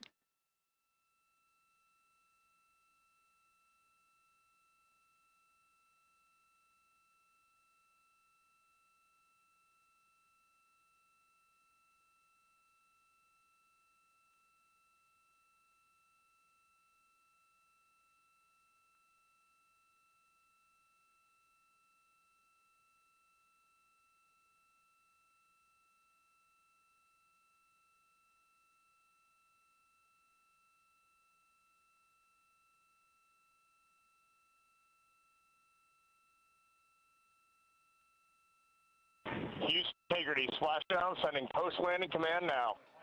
Splashdown confirmed. Copy splashdown, waiting on VLDR. Splashdown confirmed at 7:07 p.m. Central Time, 5:07 p.m. Pacific Time.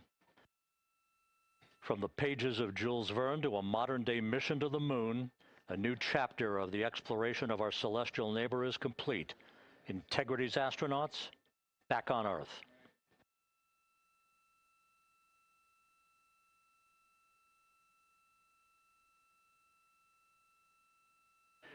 And the landing and support officer reports the vehicle is stable 1. We still will be deploying the crew module uprighting system to maintain that orientation. A perfect bullseye splashdown for Integrity and its 4 astronauts.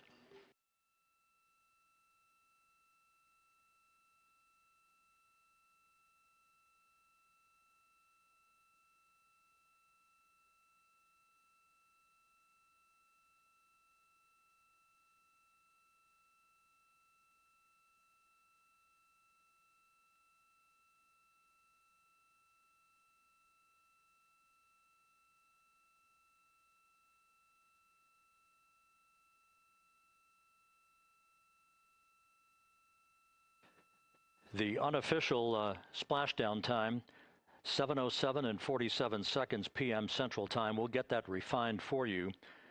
That would put the end of the mission at a mission elapsed time of 9 days, 1 hour, 31 minutes, 35 seconds.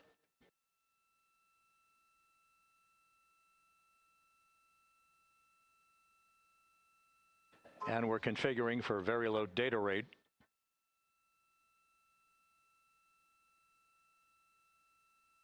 Once again, splashdown occurring in the Pacific, southwest of San Diego at 7:07 and 47 seconds p.m. Integrity Houston, comm check on VLDR.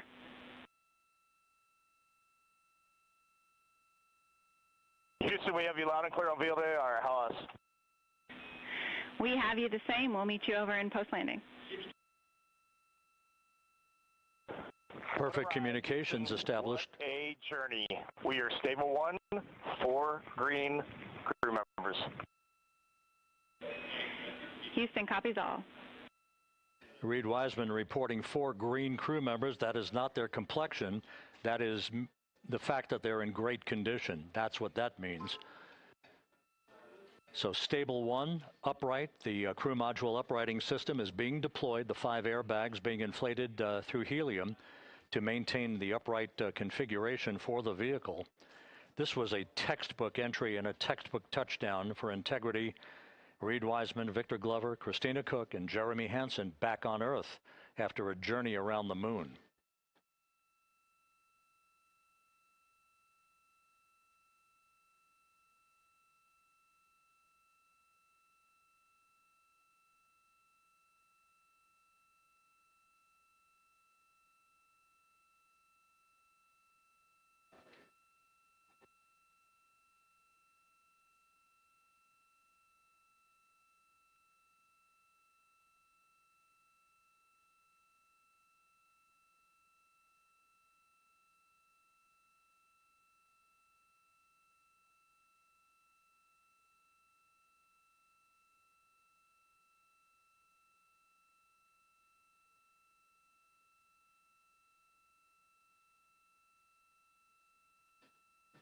We continue to monitor the functioning of the CMOOS system. The airbags are being inflated to maintain a stable 1 or upright configuration.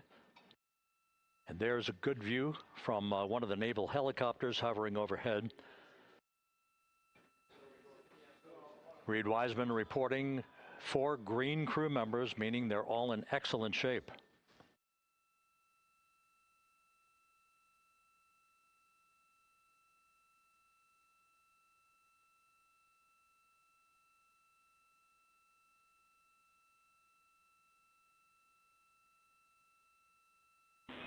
Integrity Houston for SAR beacon and radio.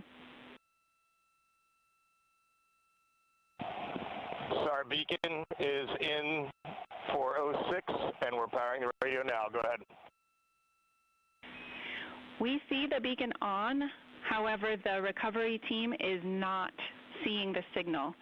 Your SAR radio uses the same antenna, so you may run into trouble with the radio. Okay, Okay, copy. We are also powering up the sat phone now.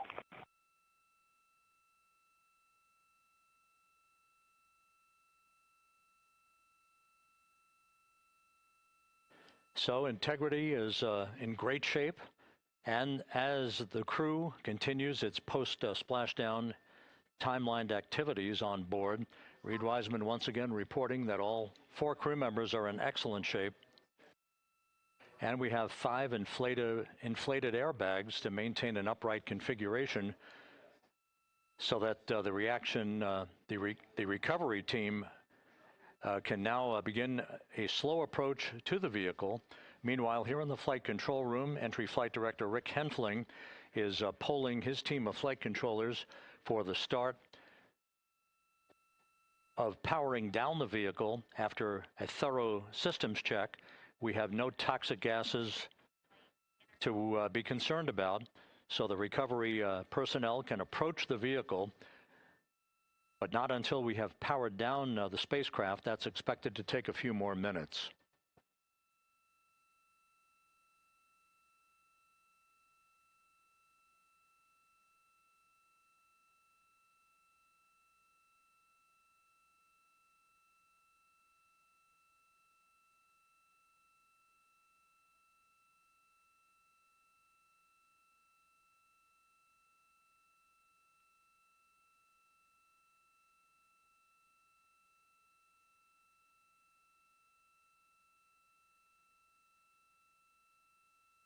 Integrity back on Earth following its historic flyby of the moon. It was, for all intents and purposes, a textbook mission. On 28 but I'll remain on this frequency. We copy.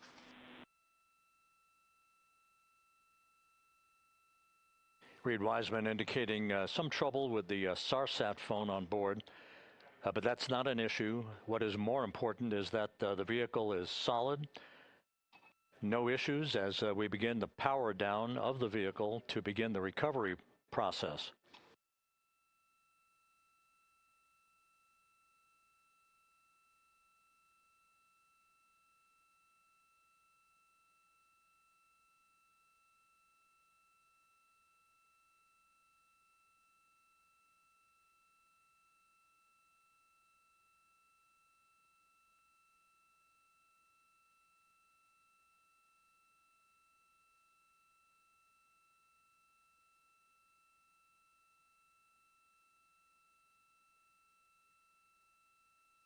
The propulsion officer here in Mission Control reports that we have safed the prop system on Integrity. Can you say again? That was very weak and broken.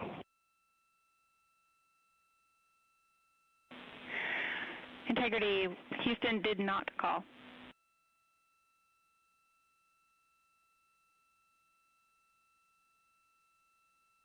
Copy that, Houston. It might have been on the SAR radio. Stand by.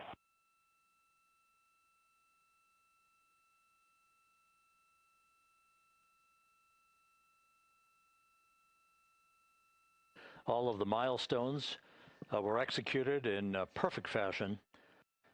Integrity entering the Earth's atmosphere right on time,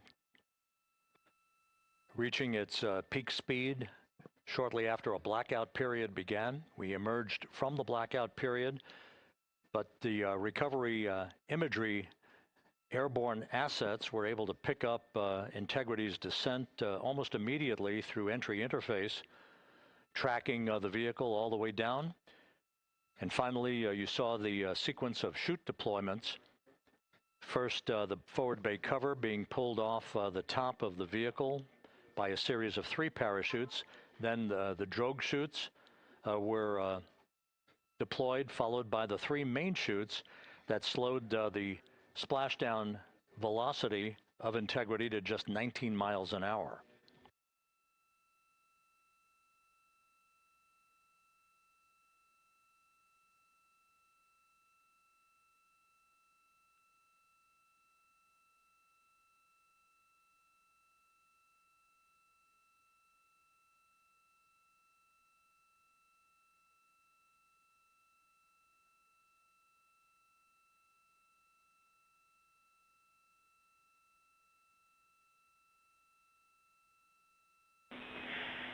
Integrity, Houston, with no joy on SAR and SAT phone, we'd like you to command an additional 15 minutes for a total of 30-minute power down delay.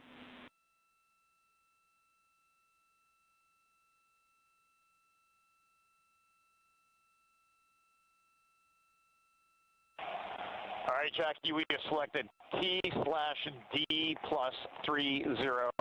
No joy on SAR radio or sat phone. And stand by, we have the master diver on SAR radio. Please hold comms. Hey, Lily, excuse me. Hey, Jackie, we just got the master diver on SAR.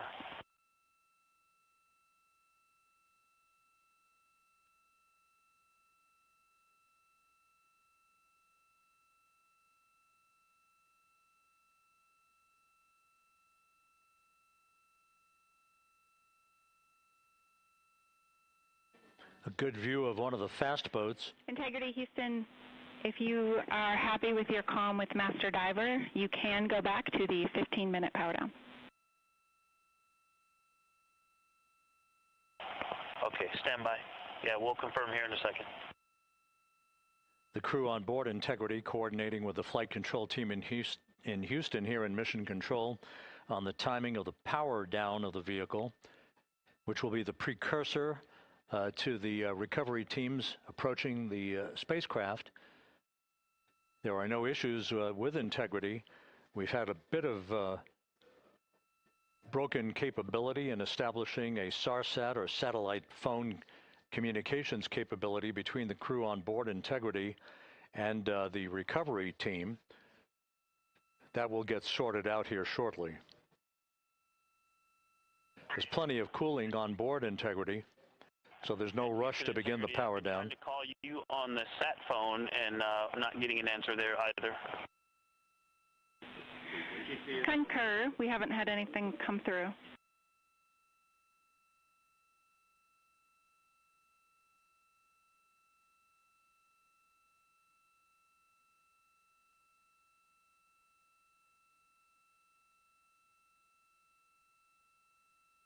And Houston, if you could relay to recovery that we hear them, but it does not appear as though they are hearing us.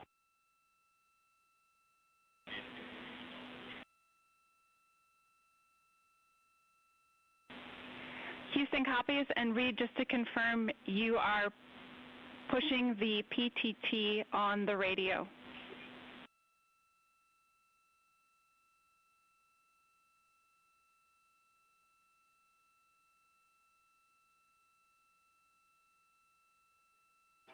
So as we continue to sort out the communications between Integrity and the recovery teams, we are standing by for the initiation of the power down procedures that, as you see, the recovery teams are moving towards the side of the capsule. The next major event will be the erection of that large inflatable raft called the front porch. That will be the port of call for the crew as they're being extracted one by one from the vehicle.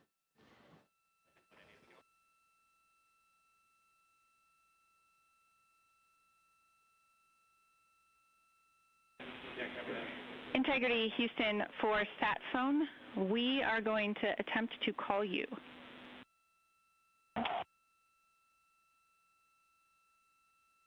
Good idea, standing by. And Jackie, yes, we are pushing the push to talk, the two buttons on the left side of the radio below the up-down arrows. We are utilizing them. I'm rebooting the radio to see if we get good comms. Okay, we copy all, and just to confirm, you are seeing that you are touchdown plus 3030 for power, correct? That's affirmative.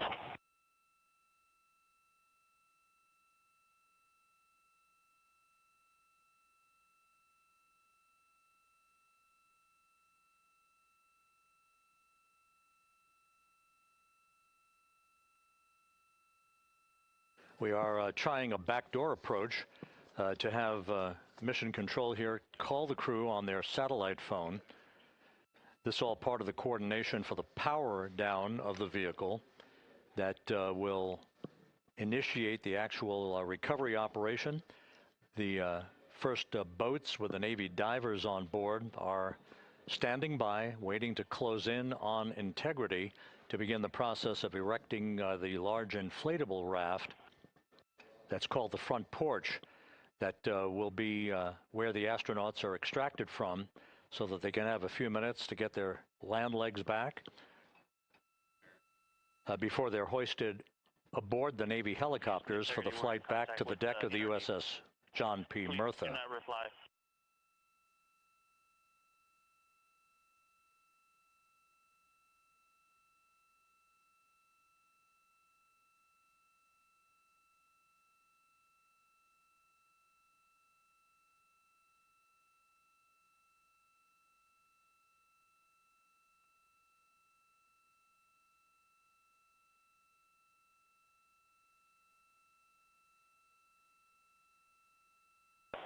And Houston, please don't reply. NRD, very weak,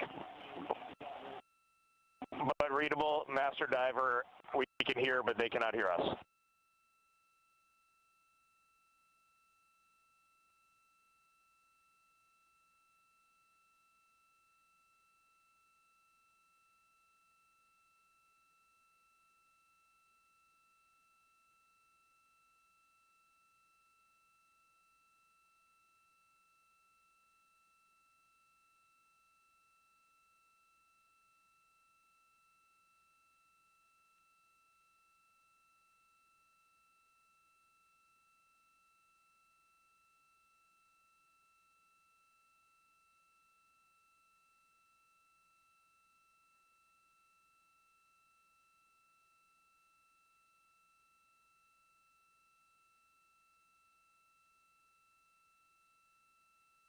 And Houston on OE1, is there any chance to tie us into NRD?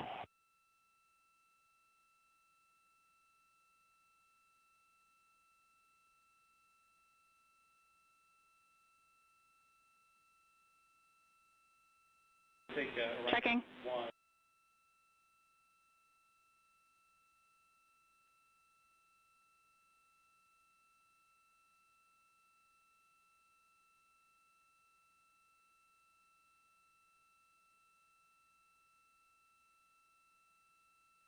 This is Mission Control, Houston. While we stand by for the establishment of communications between Integrity and the recovery team that is basically standing by very close to the spacecraft, we're going to go to the deck of the USS John P. Murtha, where Megan Cruz is standing by with Administrator Jared Isaacman.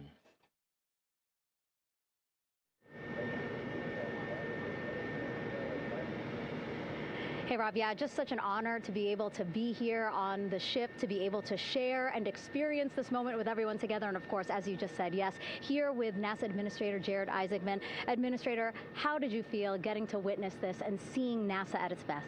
Oh, I mean, I'm honestly, I'm still at a loss for words. I mean, you know, like the childhood Jared right now can't believe what I just saw. I mean, almost been waiting my whole lifetime to see this, and then it's NASA Administrator. I just couldn't be more proud of the entire workforce, the years, the effort, the late nights, all the hard work from across the country that contributed to this incredible moment right now.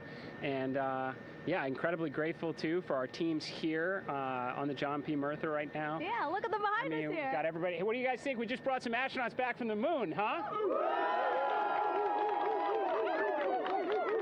Unbelievable.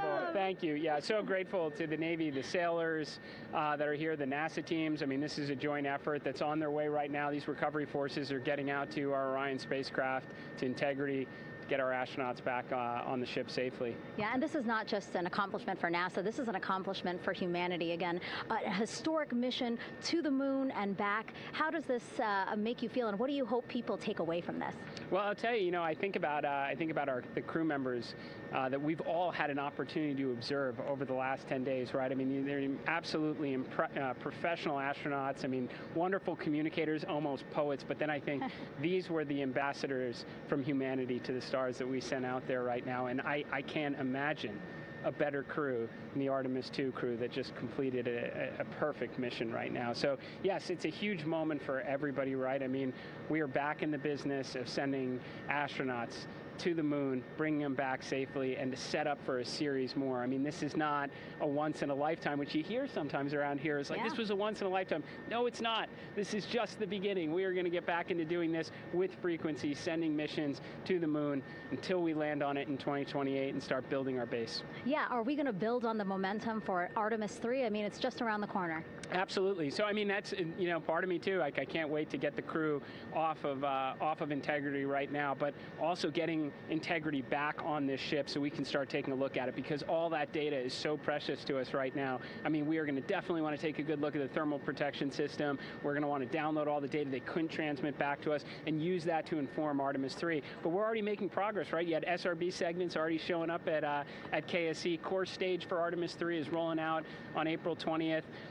We're getting Mobile Launcher 1 back in vehicle assembly building. So yes, there is a lot to celebrate right now on a mission well accomplished for Artemis II, and at the same time, we got to start getting ready for 3. Amazing. And last question, you know, for people who joined us for all 10 days to see what we can accomplish together with our international partners, what do you think about the fact that we're going to keep doing this more and more and more?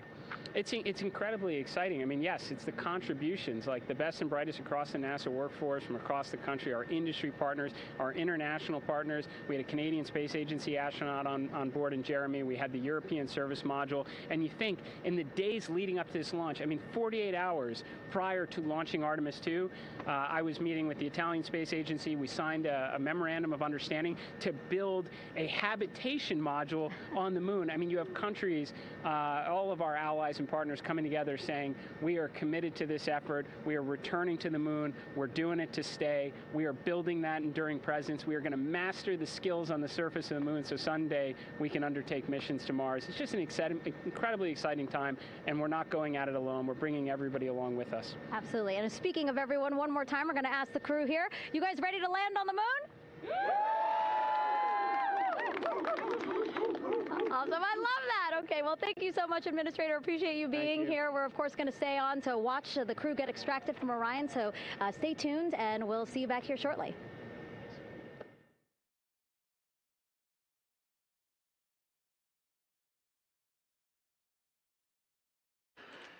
Thank you, Megan, and thank you, Administrator Isaacman.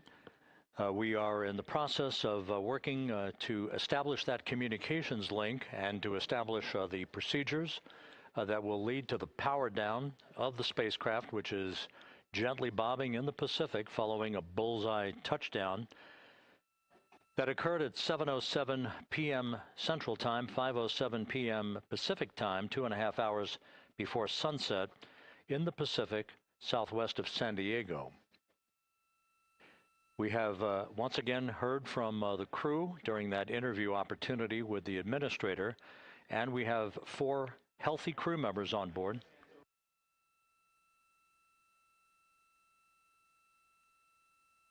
We now have confirmation that the vehicle has been powered down as per the procedures. So we have vehicle powered down, and the flight control team here in Houston, Flight Director Rick Henfling, has handed over mission authority to the Exploration Ground Systems team out in the Pacific. Now, we will physically not get off console with this team until the crew has been extracted into the front porch, that inflatable raft that will be erected along the side hatch of Integrity. So we're standing by for that in the next step in the recovery procedures. But everything is in great shape, and we have 4 healthy crew members on board the vehicle.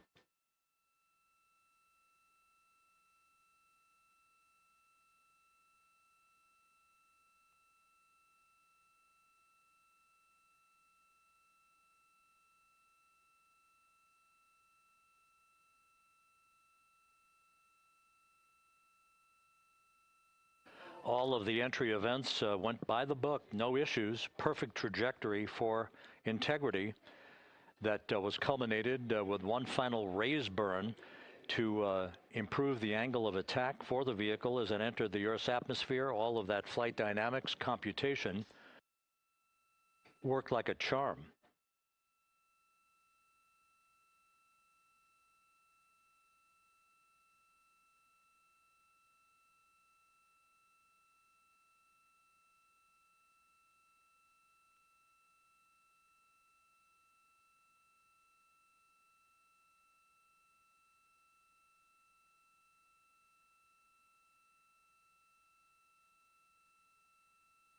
So we are standing by for the recovery team to approach Integrity and begin the process of erecting that inflatable raft called the front porch, which will see the crew members be extracted from the hatch of Orion into that inflatable raft before they're hoisted aboard 2 Navy helicopters in a variety of different configurations. Each crew member will be hoisted in sequential fashion, in alternating fashion, 2 crew members for each helicopter before they turn around to head back to the John P. Murtha. Once on the deck of the ship, they'll be brought into medical bay for comprehensive medical exams. But Reed Wiseman has reported several times that the crew is in excellent shape.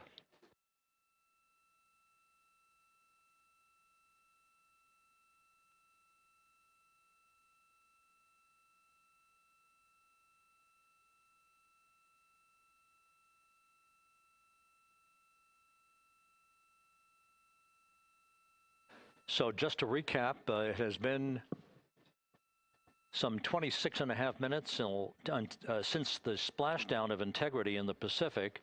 The vehicle is in excellent shape. It performed like a champ all the way down through the Earth's atmosphere. All of the vehicle functions were checked off in excellent trip hammer fashion. The parachutes all deployed as planned. Splashdown occurring at 7:07 p.m. Central Time, 5:07 p.m. Pacific Time.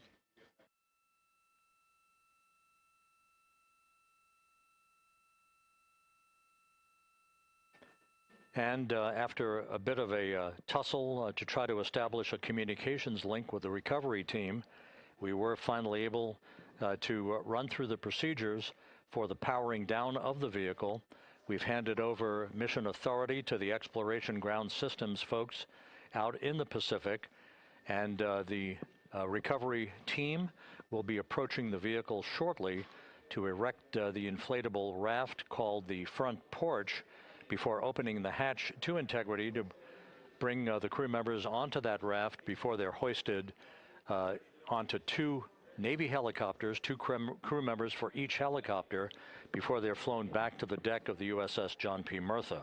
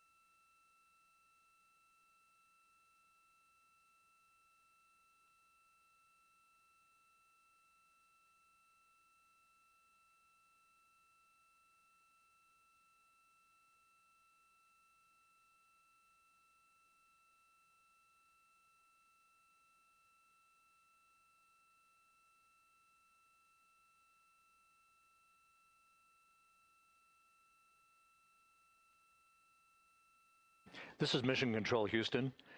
After talking to the flight dynamics folks, we have a bit of a refinement on the splashdown time for you. Their computation shows a splashdown time of 7:07 and 27 seconds p.m. Central Time, 7:07 and 27 seconds p.m. Central Time.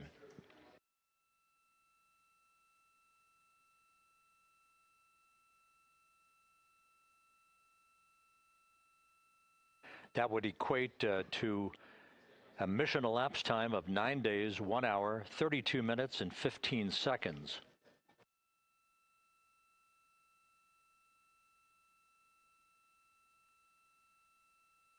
Once again, from Flight Dynamics, a splashdown time of 7:07 and 27 seconds p.m. Central Time.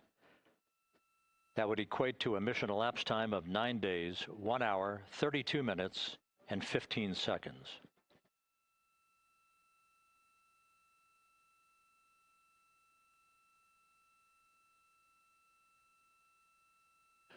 Reports from the Pacific indicate that the recovery team, in communications with the crew aboard Integrity, that the crew remains in excellent shape as they await the approach of the team for a final hazard gas evaluation before they move to the side of the vehicle to erect the inflatable life raft called the front porch.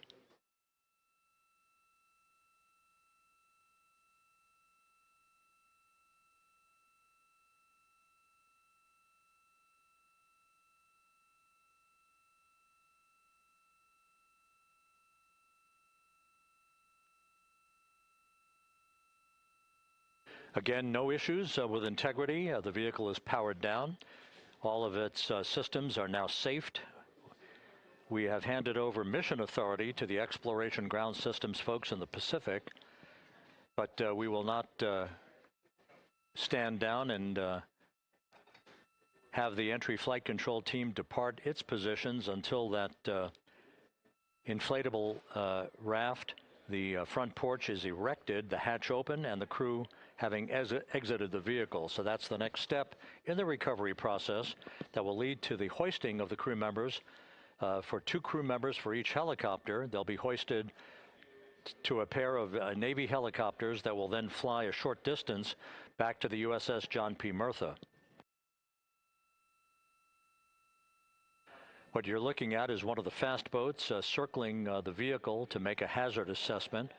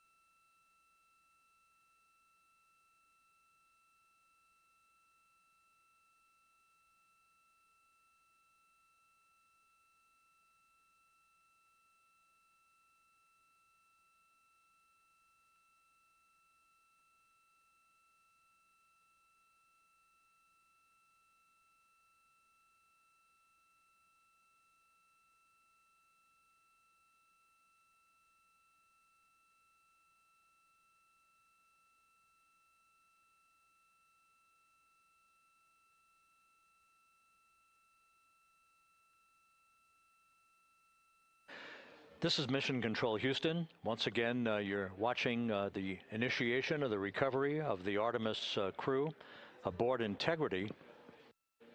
All of the Navy divers and the fast boats are now approaching the spacecraft after conducting a hazard assessment.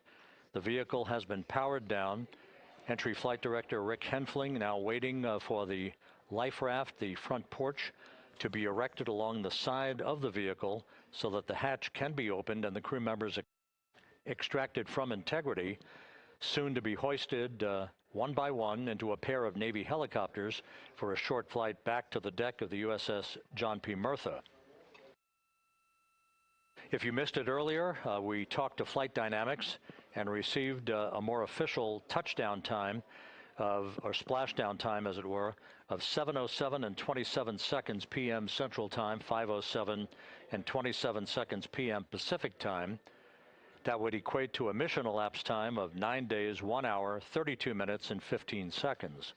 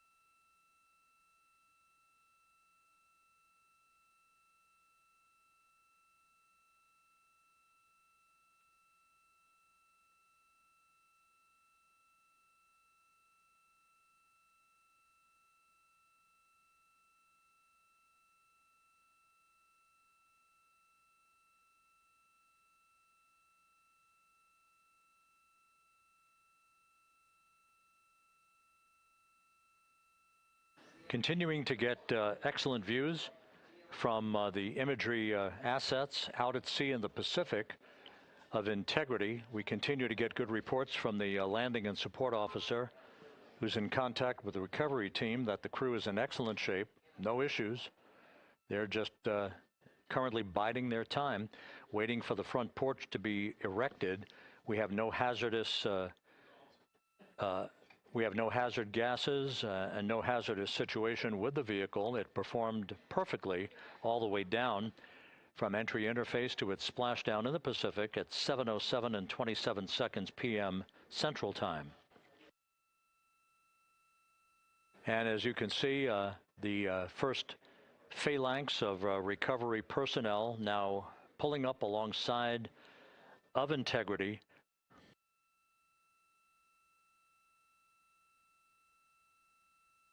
This includes Navy divers, a Navy flight surgeon, and other recovery personnel who have trained for several years for this recovery process.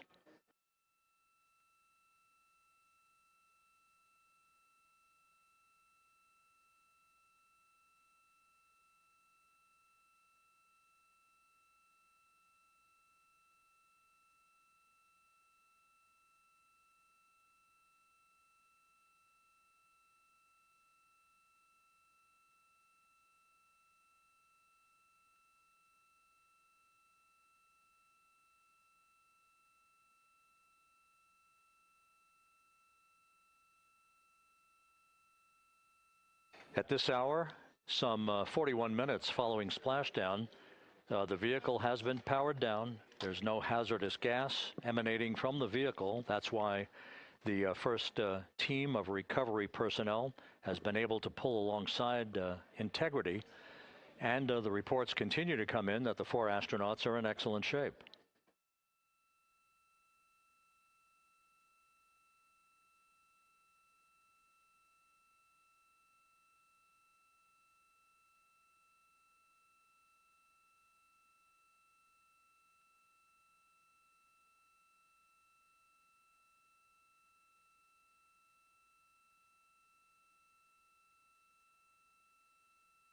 Yes.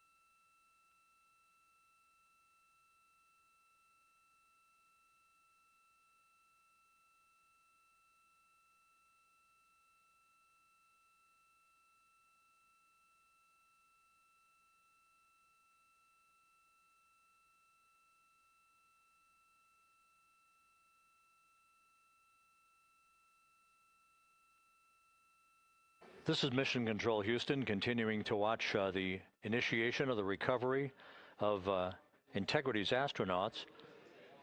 One by one, they'll be brought out of the spacecraft onto a large inflatable raft just a short time from now. In the meantime, we can go back to the USS John P. Murtha, where my colleague Megan Cruz is standing by to provide her situation report. Megan, can you hear us?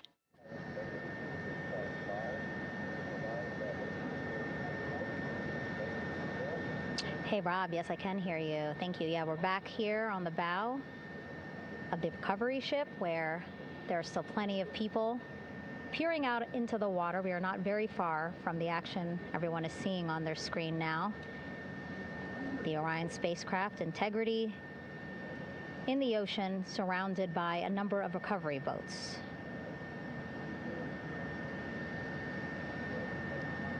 As Rob has been saying, in those recovery boats, NASA and Navy personnel specifically trained to get the astronauts out of Orion.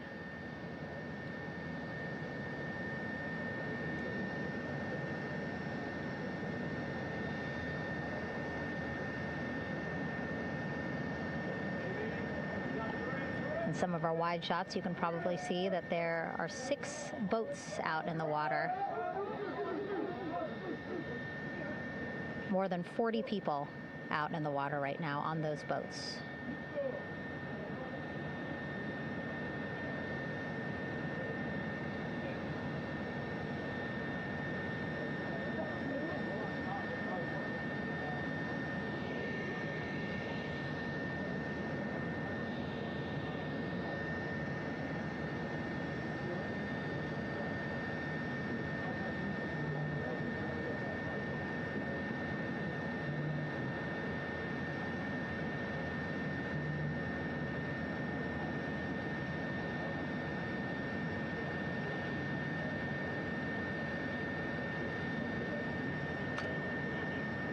First order of business is to set up the front porch and the stabilization collar.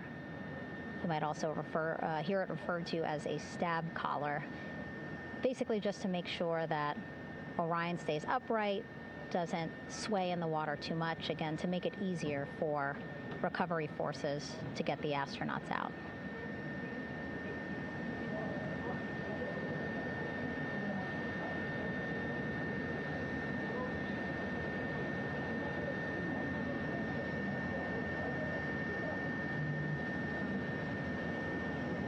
Again, we splashed down in the Pacific Ocean just after 5 p.m. Pacific time here.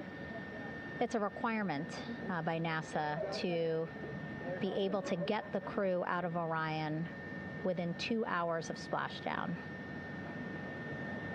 So doing great on time so far. Plenty of time. No rush either.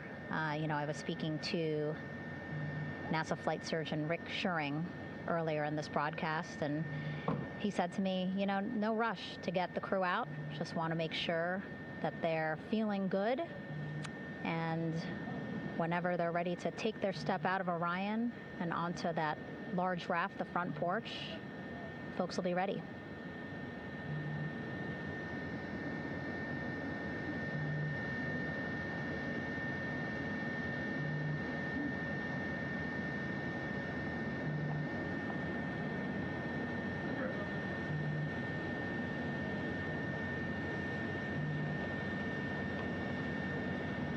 And as there are mission audio loops in mission control in Houston, there is a mission audio loop here on the ship, and it was just reported out that the side hatch is open. Side hatch of integrity is open. You're getting these beautiful shots from our aerial assets. The ship itself, where I'm on, just 3,000 yards away. Again, plenty of people on the boat here, glued to the side closest to where they can see all this action. And again, with just 3,000 yards separating us, great views from the bow here. You can see now that side hatch is open. One of the Navy personnel is about to get inside there.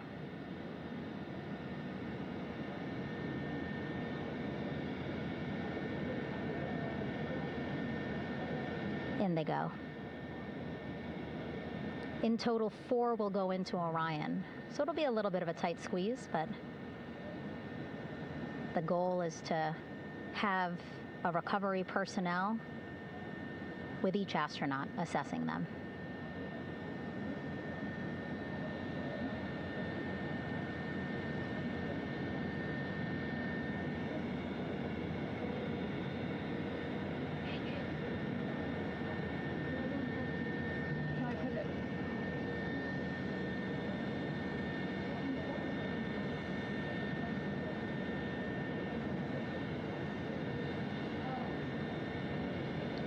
Boats getting closer now.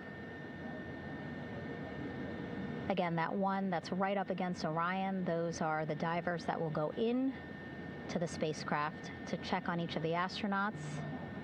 These other boats will begin doing a number of things, putting on that stabilization collar onto Orion, building that front porch. Eventually, they will retrieve the parachutes, as well as tow Orion back to the well deck of the recovery ship here.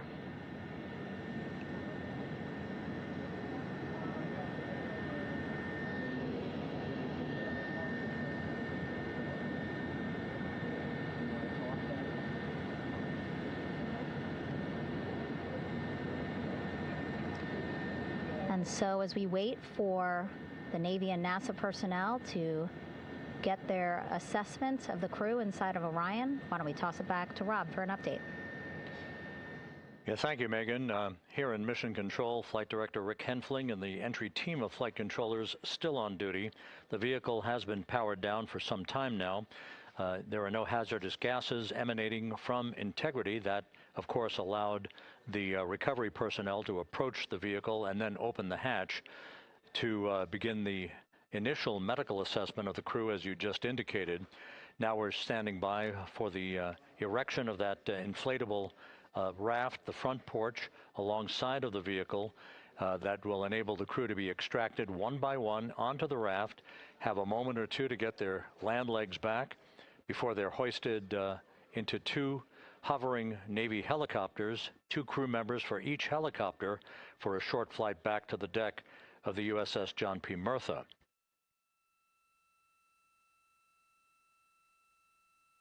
All of Integrity's systems operated flawlessly throughout the course of the approach to the Earth, the entry into the Earth's atmosphere, and all of the key milestones that followed in this high-speed return to Earth for Integrity, a mission that spanned more than 694,000 miles from the vehicle's launch from the Kennedy Space Center atop the Space Launch System back on April 1st.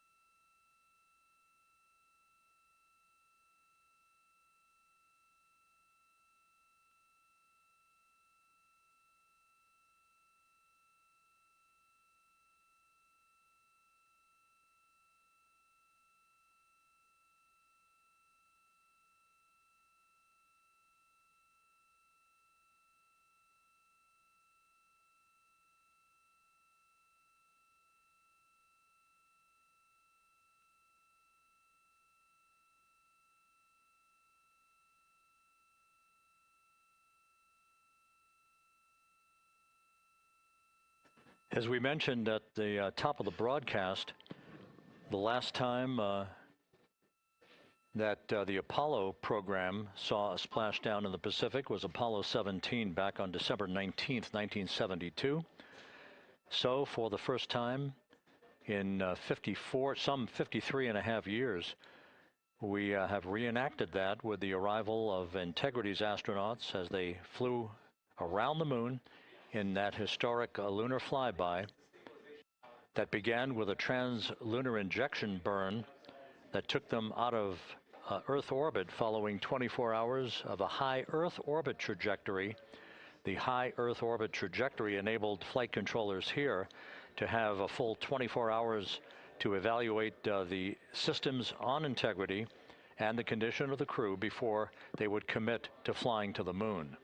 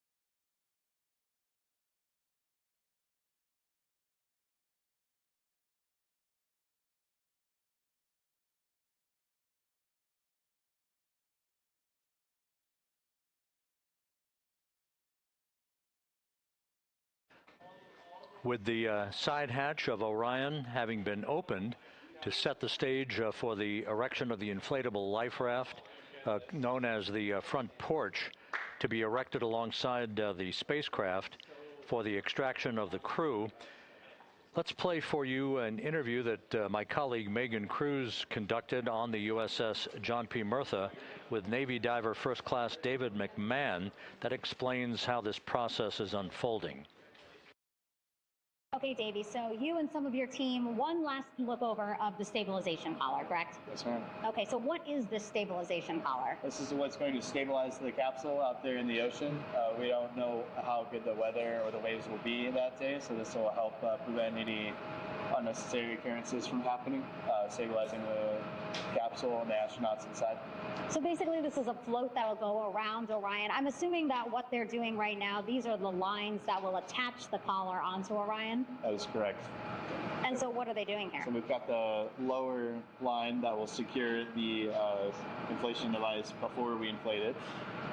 That gives us the go-ahead that it's secure in its place, and then we'll inflate it. And then once that is done, we'll undo all the carabiners and get this orange line on top tied in the same fashion.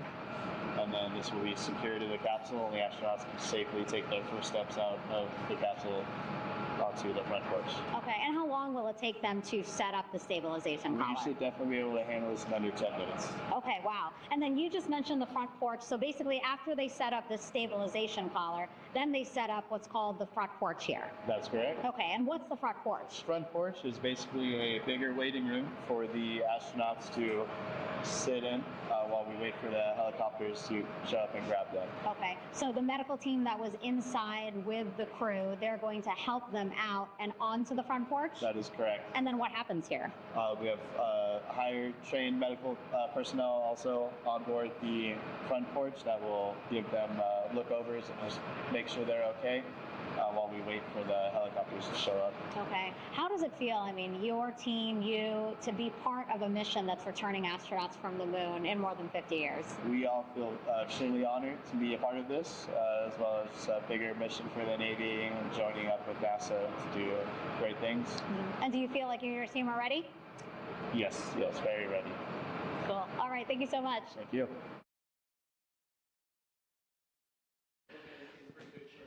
Once again, the recovery operations are continuing out in the Pacific. We shortly should see that life raft, the front porch, erected alongside the side hatch of the vehicle.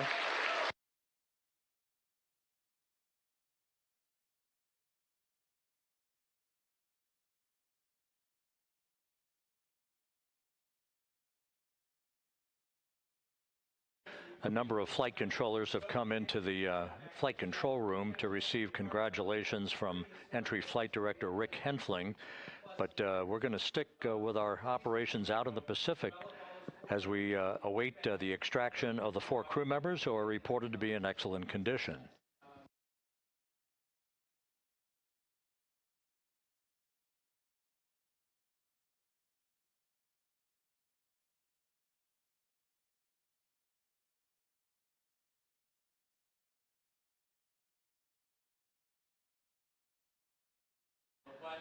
Again, while we stand by for that front porch to be erected alongside of the side hatch of the vehicle, let's go back to the USS John P. Murtha and Megan Cruz. Megan?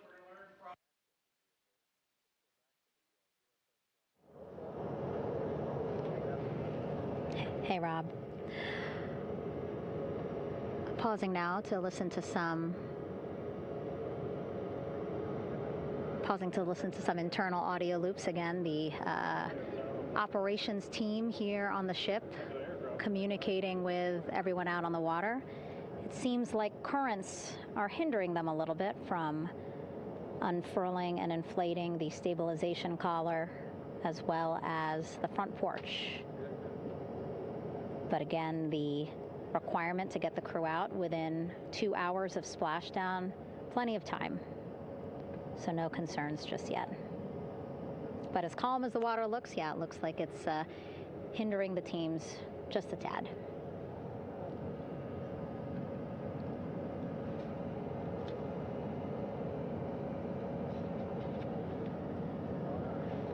You can see in some of our shots that side hatch still open. Again, inside there are now 8 people inside.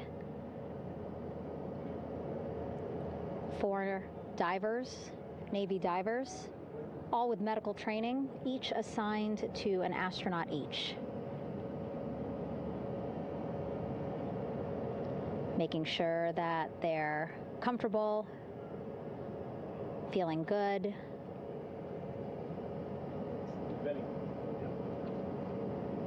As you've heard us say in the broadcast, you know, they expect a little bit of discomfort. Again, these astronauts just traveled back to Earth at 25,000 miles an hour, a nearly 695,000-mile journey around the moon. If you think you get carsick.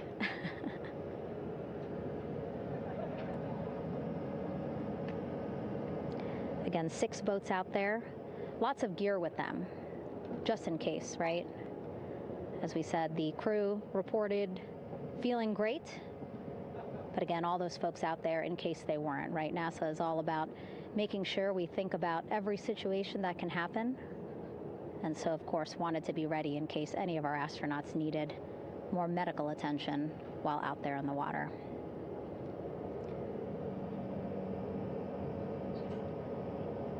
You see now teams again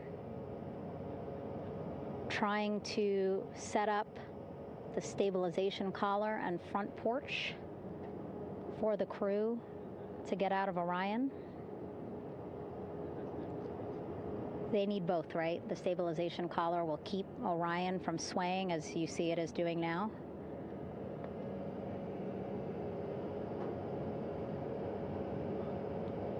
And then they will connect the front porch to the stabilization collar so that the crew can take 2 steps and they will be in the front porch.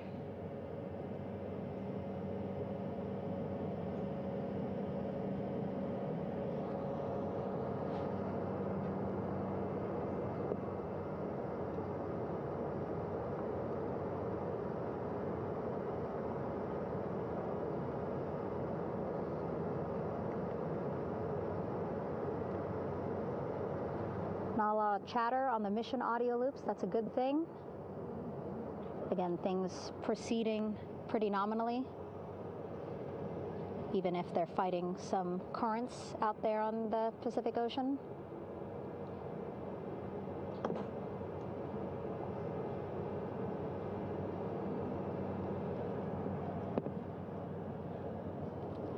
Again, the goal, setting up the stabilization collar and the front porch so that the crew can rest comfortably in the front porch, get placed into harnesses so that 2 helicopters can lift them off the front porch and onto the USS John Murtha here.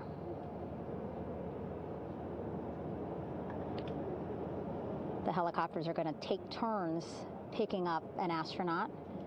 So again, Helo 1 and Helo 2.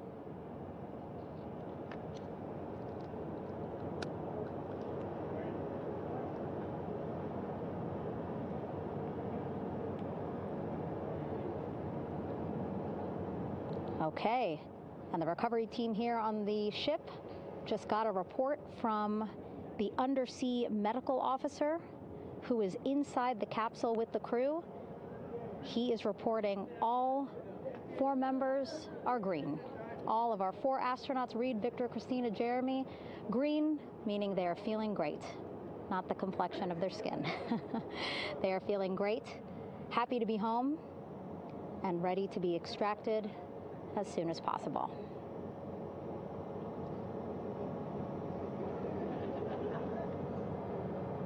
And so, as I was saying, we have 2 helicopters circling the activity you're seeing on the water right now. Each will take turns picking up an astronaut. So Helo 1 will come on in, hover above the front porch, about 40 feet above the front porch. A Navy recovery specialist will be hoisted down into the front porch.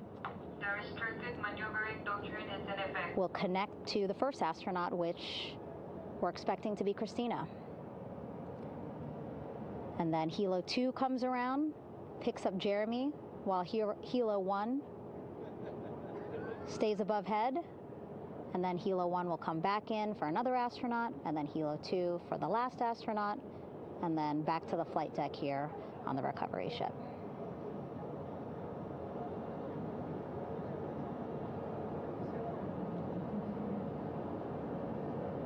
I was talking to Assistant Artemis Recovery Director Paul Sierpinski.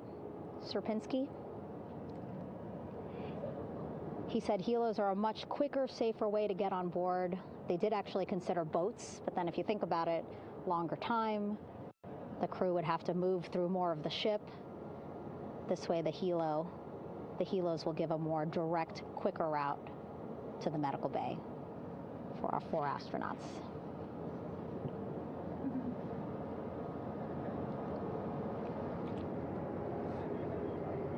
Beautiful shots from our aerial and imagery teams.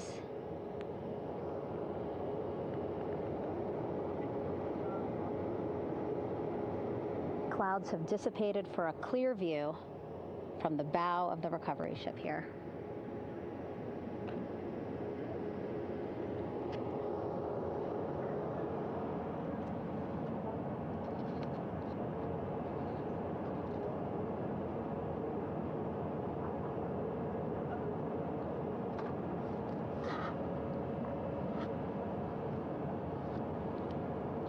You can still see divers in the water there.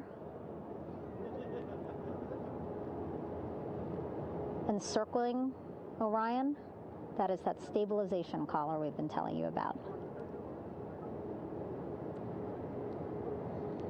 As you saw in that interview just a few minutes ago, they have to first connect it to Orion, and then once it's secured onto Orion, they can inflate it, and then they'll further secure it with other harnesses and lines.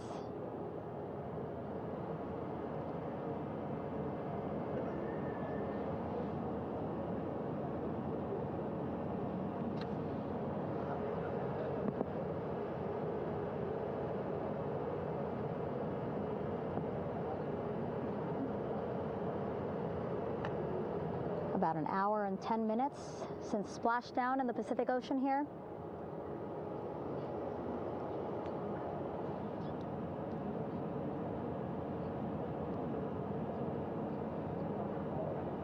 Reed, Victor, Christina, and Jeremy back home after a history-making mission to the moon and back.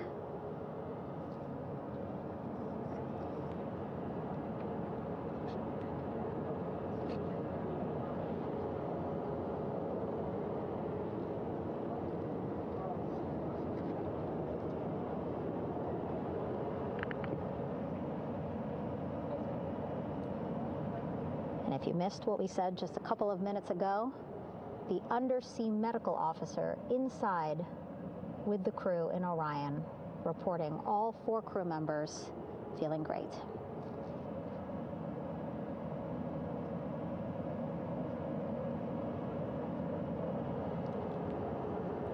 Progress being made there on the stabilization collar. It looks like they are beginning to inflate it.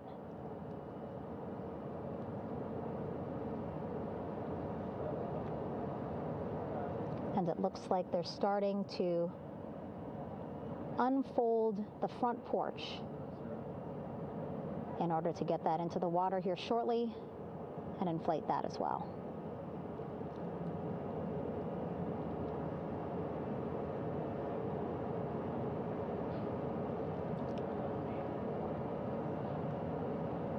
Again, more than 40 people out in the water right now. And those Navy and NASA personnel have been in the water for now about 4 hours.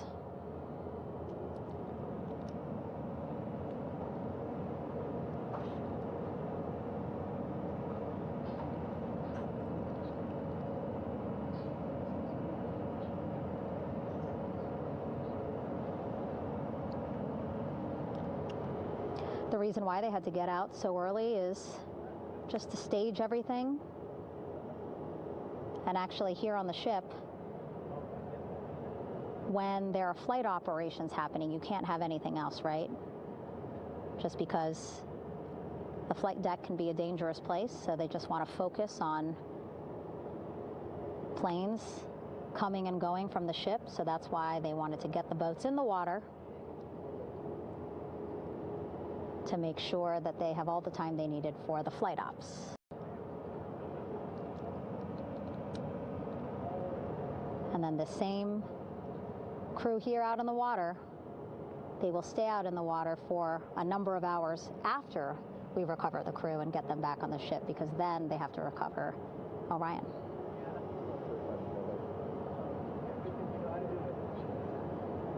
All right, that stabilization collar looking good around Orion. We're now seeing some recovery personnel getting on to that collar.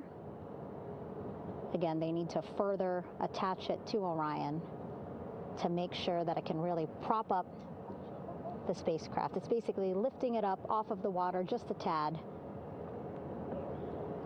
Again, so it's not so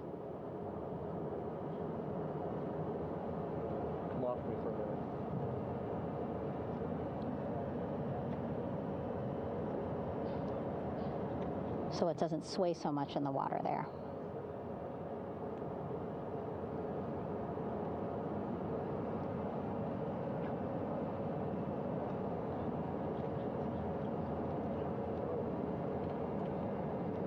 And now that front porch looks like it's nearly fully inflated as well. You can see a much larger surface area.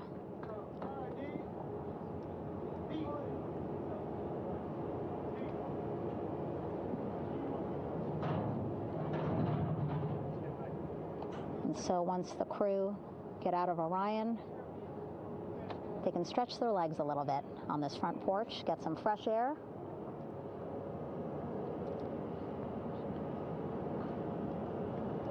And enjoy this beautiful day here on their home planet.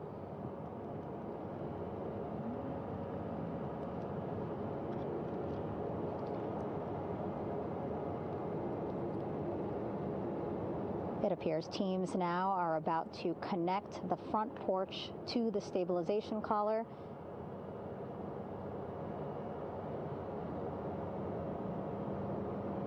And at that point, when both are secure, we should soon see astronauts come out of Orion.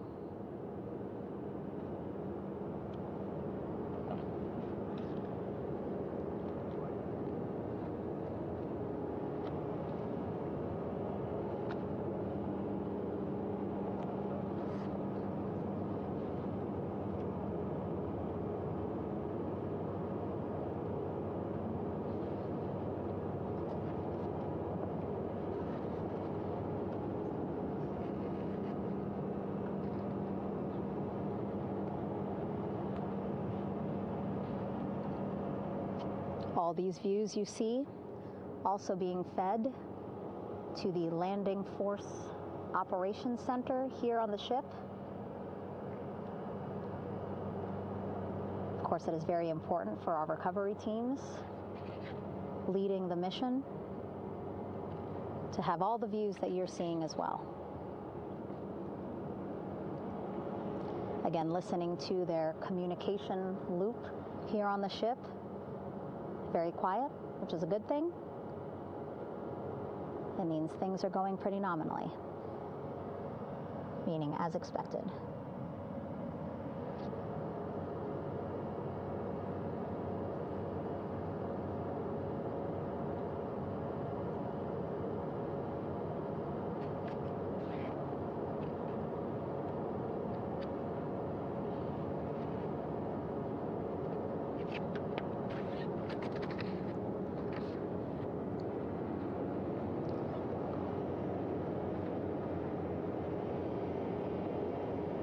Again, all this activity happening just 3,000 yards away from the ship. So that means this will be a very quick flight back on the helicopters for the crew.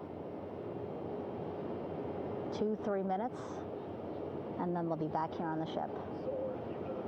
I know.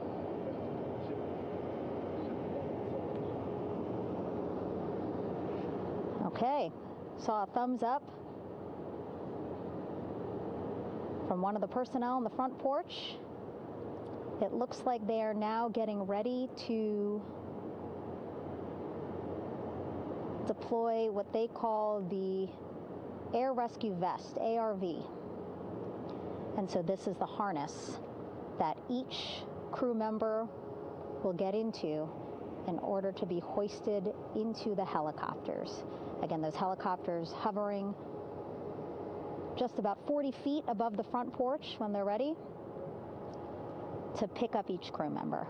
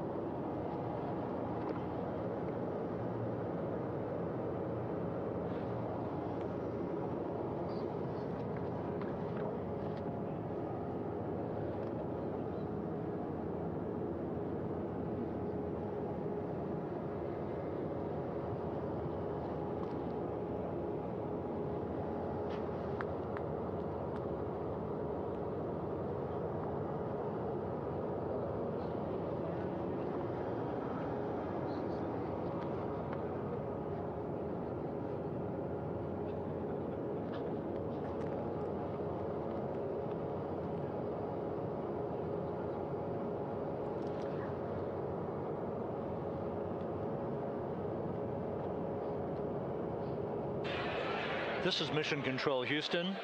Behind me, a fairly raucous scene as hundreds of flight controllers have poured into the flight control room here.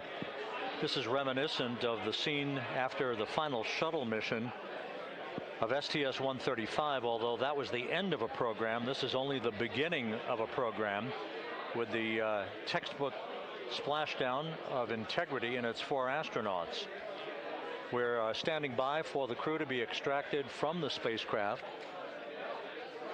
Entry Flight Director Rick Henfling invited all of these flight controllers who have contributed to this mission to enter the flight control room to have an opportunity to receive well wishes and to share the mutual glow that exists in the wake of a textbook mission for Integrity. On the front screen here in Mission Control, a sign that says "Welcome home, Integrity, taking humanity back to the moon, going further, and returning safely to Earth." So all of that jubilation, part of the post-splashdown activities, even as we await the crew being extracted from the vehicle to be hoisted onto Navy helicopters for the trip back to the USS John P. Murtha.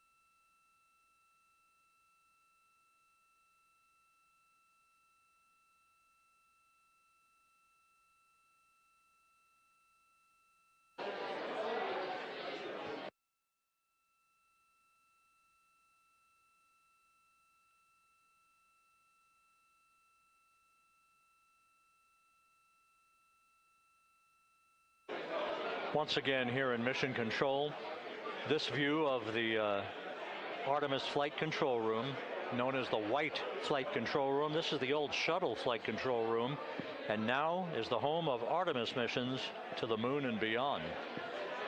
Once again, quite a few flight controllers were invited in by Entry Flight Director Rick Henfling to share in the jubilation following the successful splashdown of Integrity. That splashdown occurring an hour and 22 minutes ago, as we stand by for the completion of the extraction of the crew, and ultimately they're hoisting onto Navy helicopters for a short flight back to the USS John P. Murtha.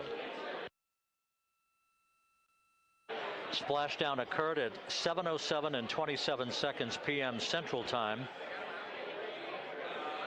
I had an opportunity to talk to the head of flight dynamics, Jeff Birch, a moment or two ago. He said the trajectory of Integrity coming through the Earth's atmosphere was so precise, they've never seen anything line up on a ground track like today's entry by Integrity for its splashdown southwest of San Diego.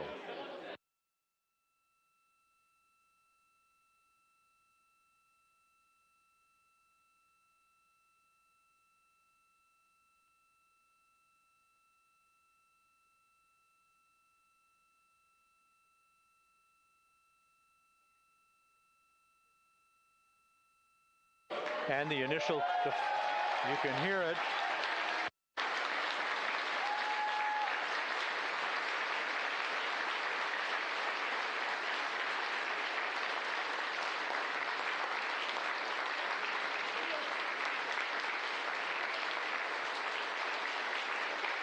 Jubilation here in the flight control room. The first crew member is out of Integrity.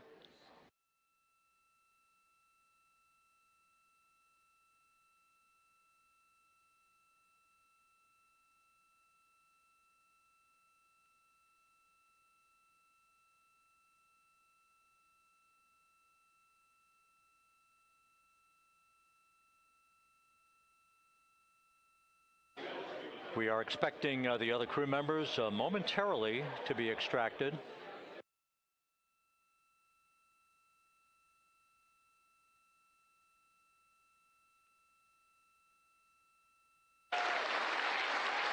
We now have 2 crew members out.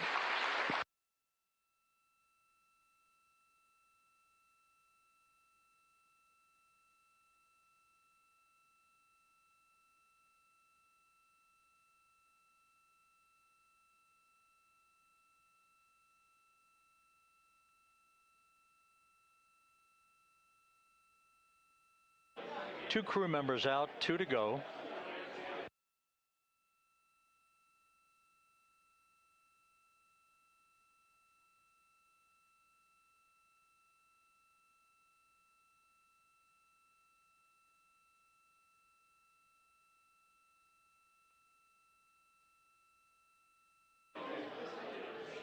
We're about 1 hour from sunset out in the Pacific. Everything continues to go well. Integrity's systems function perfectly during its entry back to Earth. And Reed Wiseman, the commander who will be last out of the vehicle, reported that all the crew members were feeling very well.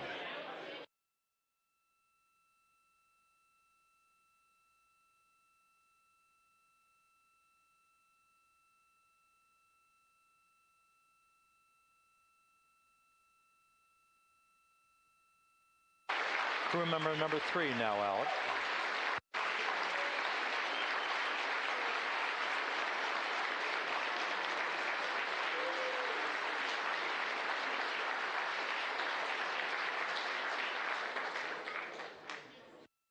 And now standing by for the commander, Reed Wiseman, who will be last out of his ship. Bobbing in the Pacific under almost ideal conditions, Integrity spanned 694,000 miles during its journey from launch to splashdown.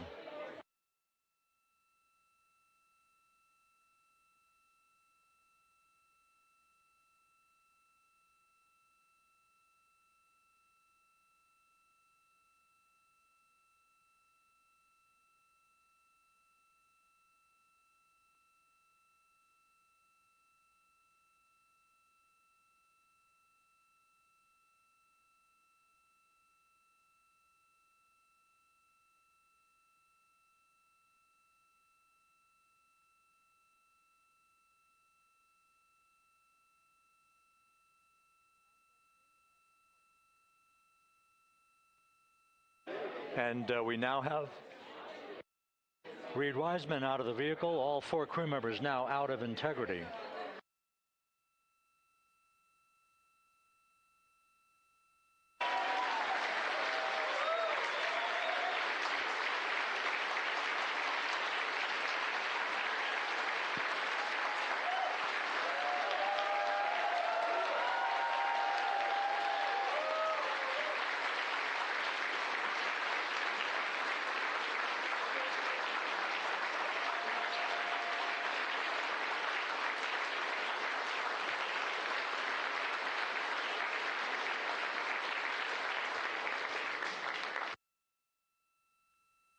Once again, all 4 crew members now on the front porch, and the procedure to begin hoisting them up to these 2 Navy helicopters hovering overhead will begin shortly.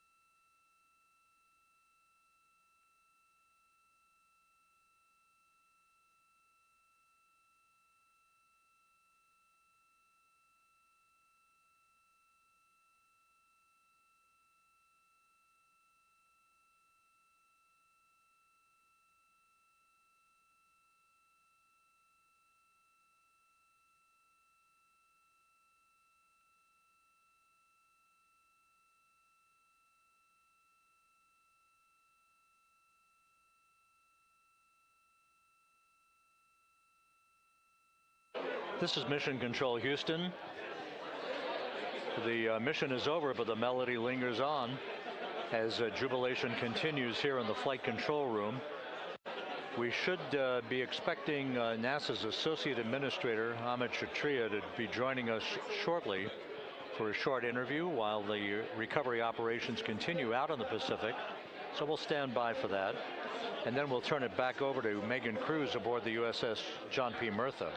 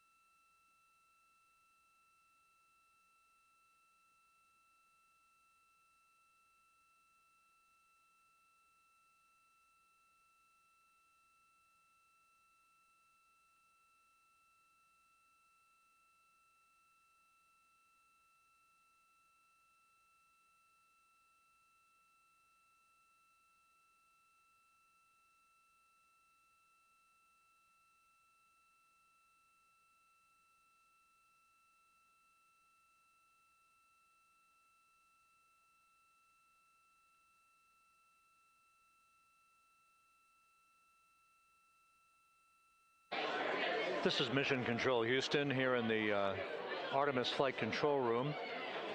A number of flight controllers basking in the glory of the successful end of this mission that carried 4 astronauts around the moon on a lunar flyby, and the first test flight of Orion with crew members on board. Splashdown occurring an hour and 32 minutes ago after a flawless descent back into the Earth's atmosphere for the vehicle. Its 4 crew members in good shape, simply enjoying their time right now on the front porch, as it were, the inflatable raft alongside of their Integrity spacecraft. We're expecting Amit Kshatriya, the NASA Associate Administrator, to join us here momentarily for a brief interview before we turn it back over to Megan Cruz aboard the USS John P. Murtha, the recovery ship.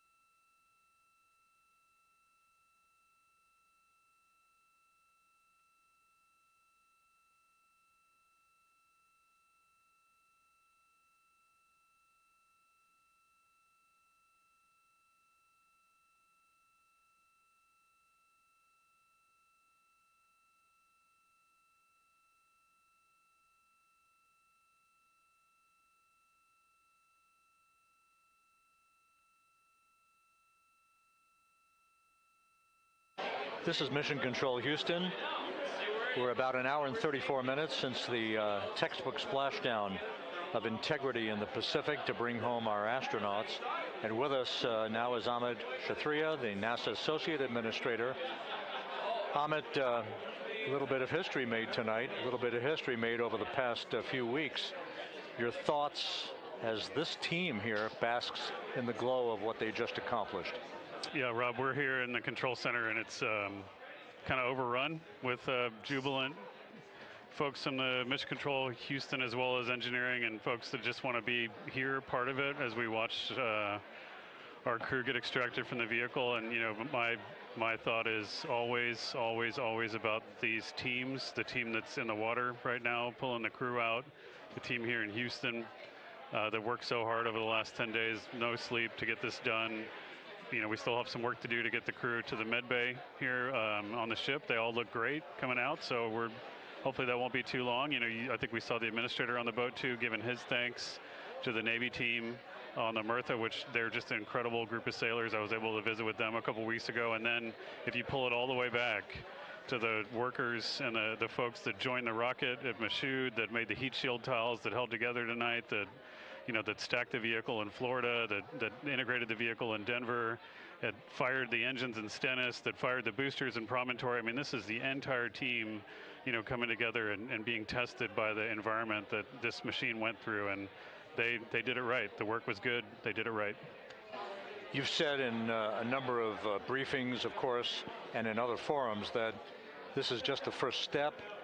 The cadence has to step up, as the administrator has indicated. Now, it's a little early for the full report card on how integrity did, but did this mission ultimately, from your eyes view, exceed expectations? It absolutely did. I mean, I was waiting to talk about this until we're in the water, and, you know, I think we still have, again, work to do to bring it in and really kind of go through it bolt by bolt and see what we learned. But I mean, so far, given what we learned during the mission and given how we performed on ascent, on entry, you know, I always think about energy in terms of the states that you worry about the most, and every time we put these machines through these incredibly energetic states, they came through.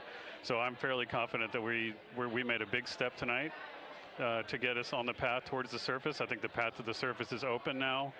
You know, we do have to do all the work, and we'll make sure we talk about that as cleanly as we can. We learned a few things during the mission, but I have to tell you, this was an incredible test of an incredible machine. From an American psyche standpoint, the Empire State Building was lit up red, white, and blue tonight. Our coverage was seen on baseball stadiums around the major leagues. How captivating was this experience for the American people, for the world, in fact, as we returned to the moon? You know, I have not been able to watch a lot of the coverage as we've progressed through the mission. I will tell you, just, you know, from my witness in Florida before launch, and then seeing the people's faces here, and then, you know, reading where I can about how things are going. I think this has been a gift to the world from NASA. NASA has given the world a gift, proving to folks all over the place, especially young people, and that to me is what this is really about. Young people, when they see what we can do when we work together, when we have teams that collaborate, that, you know, it doesn't matter how hard the problems are, we can solve them. I'm hopeful that Artemis II, as folks witness what we were able to do with this incredible crew, this incredible team that we've birthed into the world, scientists and engineers and artists that have been inspired by this. And even if they don't come work in the program, which separately they should come work in the program, because Lord knows we need the help, but even if they don't want to come work in the program, hopefully they grow up to recognize they can do amazing things when they work together and contribute to society and be good citizens and really change the way, you know, the challenges that are coming in the world are overcomable if we work together like this. And one final question. You know, flying to the moon, we did it. We've done it again this past week and a half or so. But the engineering that went behind the design of this mission and the precision, the pinpoint precision of this vehicle entering that entry corridor, it's almost mind-boggling. Yeah, it is incredible when you think about the energies involved and the uncertainties involved. That you know, when we inserted the vehicle into orbit, it was 99.2% down the middle. When we dropped the vehicle right on top of the fleet here, you know, our guys knew exactly where to go, but the guidance was perfect. You know, and it's interesting. I've got this question a lot over the last few weeks about, you know, we did this before 53 years ago, and you know that. I think, I mean, it is a reasonable thing to contemplate, like what's gone on since then. And what I'd tell you is, you know, when we did Apollo, which again, the more we learn about what they did, the more magical it seems what they were able to accomplish given the technology and the learnings that they had. But when we did Apollo, the architects of Apollo, you know, Gilbert, Seaman, von Braun, Mueller, what they really wanted to do, you know, as they were contemplating what it meant to expand our range of action to the lunar surface, what they wanted to do was learn how to live and work in space for a long time. They wanted to do that first before they were confident they could expand their range of action to the moon. Now, of course, the politics of the time and the mission at the time was different, and so they had to go straight to the moon and bring people home. And then after that, the program kind of lost its momentum. But you know, after that, NASA kept moving along those paths, right? So we recognized during Apollo that reusability was going to be important. We spent a lot of money on those machines, and you know, we spent a lot of money on these machines here, even though, but we recognized that reusability was important, which is why we built a winged space plane called Space Shuttle, and then we used that reusable machine to build a space station. And we learned for 25 years how to live and work in space, and have been able to develop technologies that can enable exploration. So really, what I think is now, 53 years later, we're at the point where the architects of Apollo would have been pleased that we're now ready to actually go back to the moon and go back to stay, because we've learned all the things we needed to learn. There's a lot of people pleased here tonight, and we really thank you for joining us. Amit Kshatriya, NASA's Associate Administrator, as we begin to hoist the crew onto the helicopters to head back to the recovery ship. Thank you very much. Thank you, Rob. Congratulations, Amit.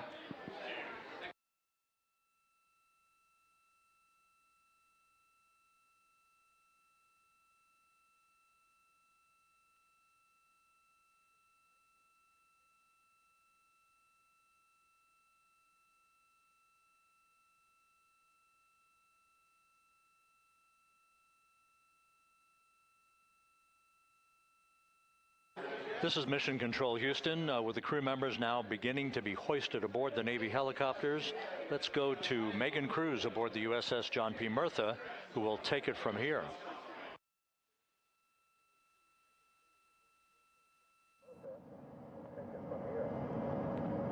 Hey, Rob, yeah, back on the bow of the ship here, we are seeing the helicopters circling Orion, the first one there, having just completed picking up the first astronaut.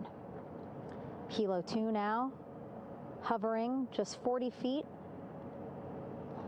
above the front porch, lowering a recovery specialist out of the helicopter.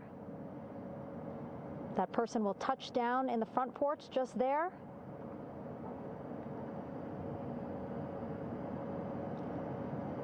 The crew members already outfitted with a harness that will allow them to quickly attach to the hoisting device.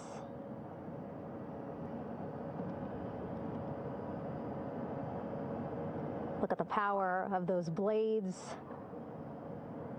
throwing water out at the center there, the front porch, with now 3 astronauts and the recovery specialists. Again, crews already outfitted with a harness vest. And here we go. Second astronaut now off the front porch, getting hoisted into the second helicopter.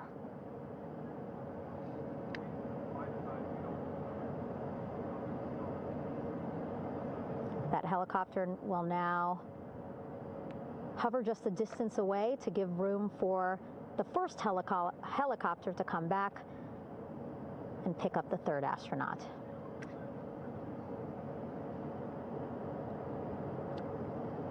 As we wait for that helicopter to come back, make its way back around, just want to mention that the President of the United States called our NASA administrator today while he was on the ship, just minutes after we interviewed him live on our coverage, and congratulated him and NASA on this history-making moment tonight. Helicopter 1 again hovering 40 feet over the front porch. We will soon see another recovery specialist getting lowered onto the front porch.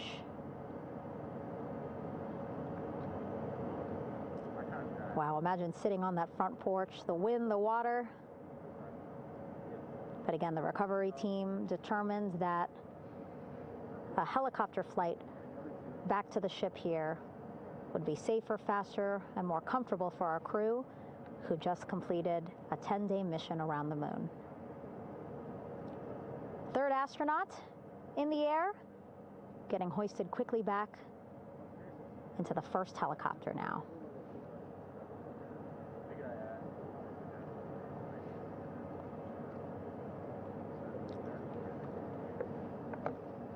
That first helicopter now on its way back to the ship here. We will soon see it land in just a few minutes.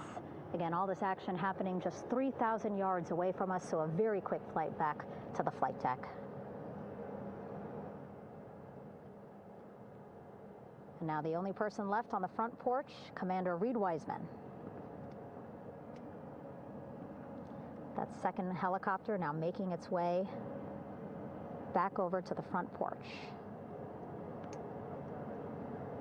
Here it comes.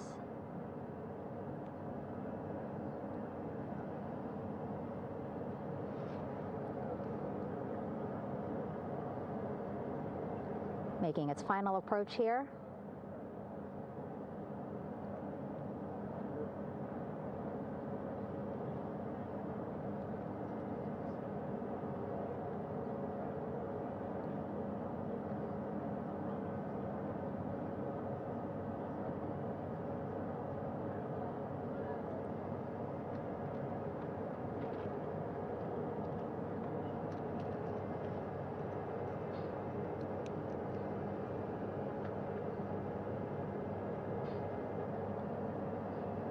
The last astronaut, Commander Reed Wiseman,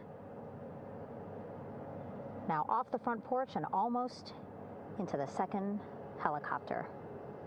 Both now on their way back to the ship where we are, the USS John P. Murtha, just west of San Diego in the Pacific Ocean.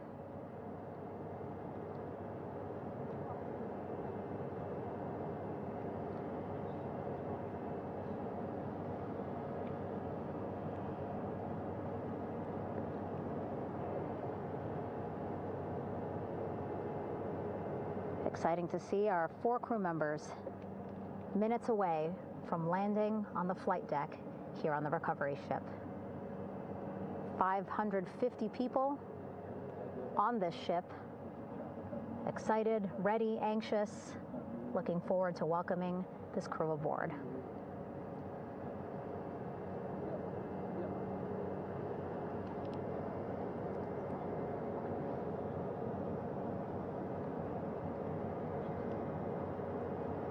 Watching them now with our own eyes.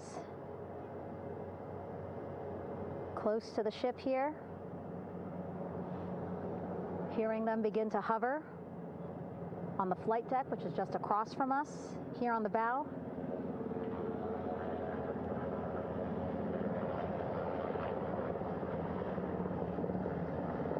The first helicopter coming in.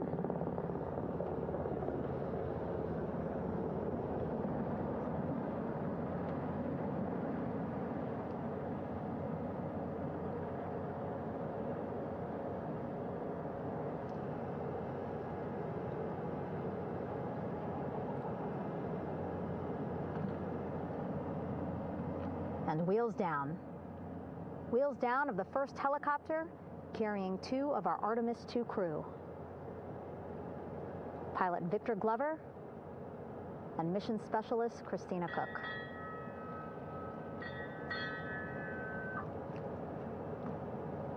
Kilo 1 on deck reported on the recovery loop. Again, the mission audio loops that the recovery team are using here to communicate with one another.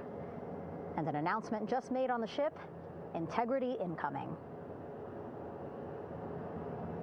2 more helicopters on their way to the flight deck, one carrying the crew, the other, one of our imagery helicopters. Again, kudos to our imagery and aerial teams for giving us these beautiful views of history in the making. Set amid a gorgeous, soon-to-be sunset here in the Pacific Ocean.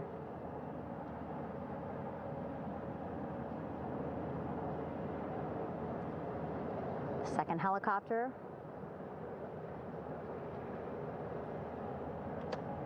making its approach of the flight deck.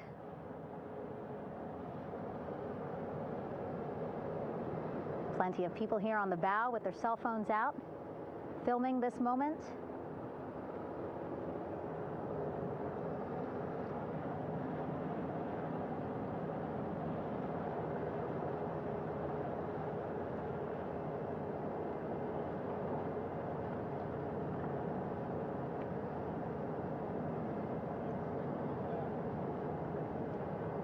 Some impressive flying here by the Navy, as we are seconds away from wheels down. And there you go. We now have all 4 Artemis II crew members on the USS John P. Murtha.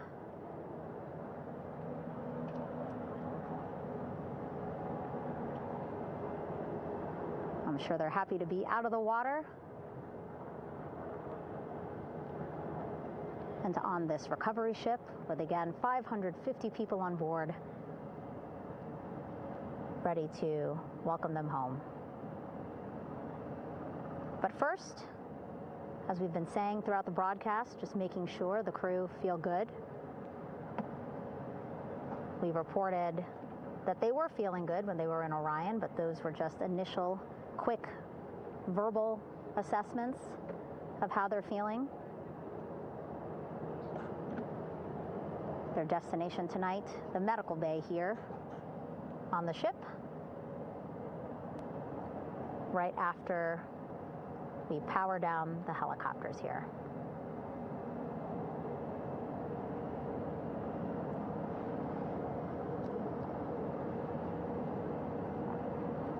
The team on the flight deck working quickly but methodically.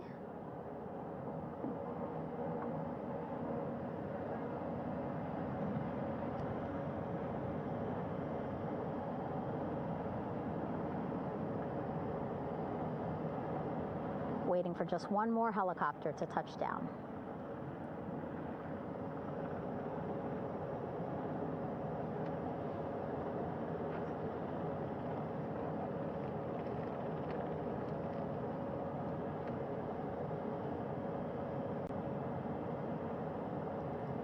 Very limited personnel here on the flight deck. Restricted maneuvering doctrine is in effect. As that third helicopter touches down.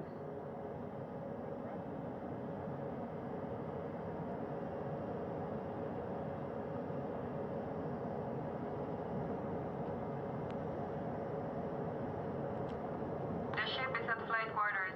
Stand clear of wader decks, ACO frame 095, or no cover stop side, thrown articles over the side, hold all trash and garbage on station. Flight quarters. While just a few folks on the flight deck itself, there are plenty more on some upper decks.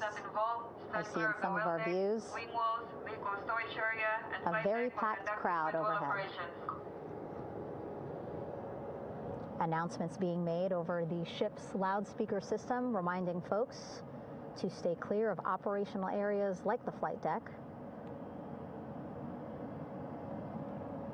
so that teams can work quickly to get the crew off of the helicopters and into the medical bay.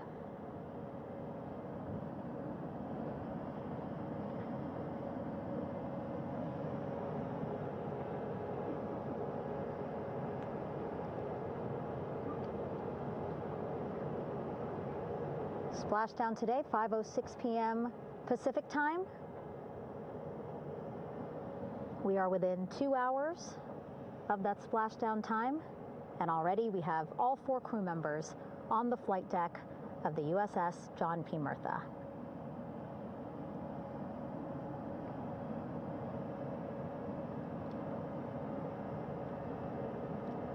Again, crew waiting before getting out for the helicopters to completely shut down.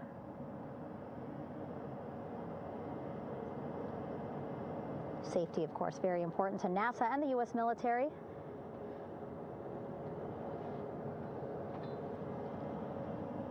So we'll wait just a couple of minutes here before we start seeing crew members walk off the helicopters one by one.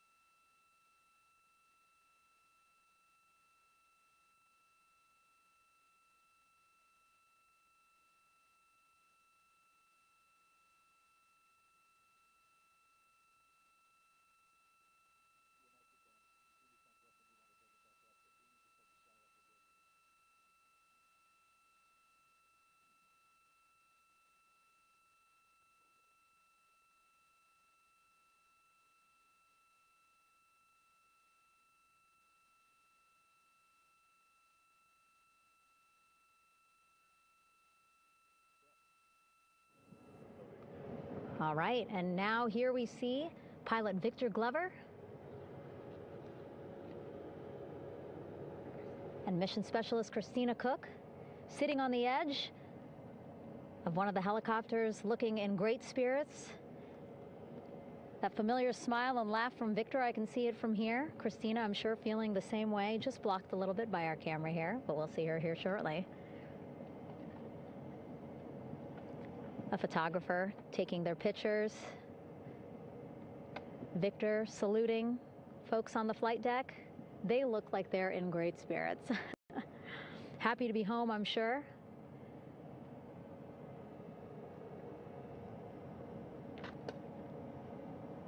If you're sitting at home, I hope you too are wondering, what would you want to ask them if you got a chance to talk to them? Because that is what I'm thinking about. Getting the opportunity to talk to or ask questions of these 4 astronauts who just made history as the first crew to return to the moon since 1972.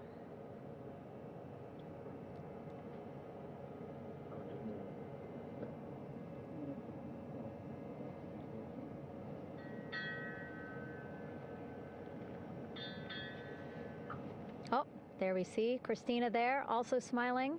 Finally peering out, waving at the cameras. Hello to you too, Christina, yes. Welcome back. Welcome, welcome home. A loudspeaker announcement on the ship saying, "Welcome home, Integrity."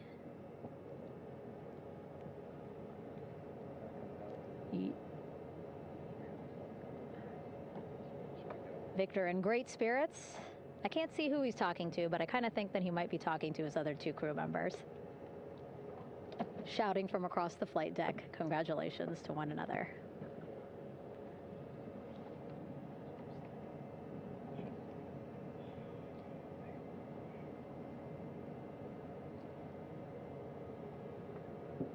And so now we see some Navy personnel walking up to the helicopter.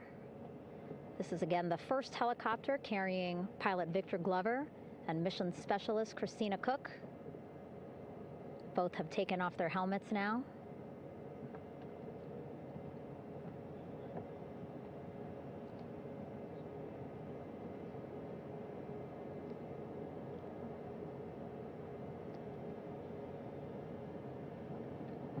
Some pictures, video to catalog this historic moment. A beautiful sunset just behind them here in the Pacific Ocean. Golden hour. These pictures will be beautiful.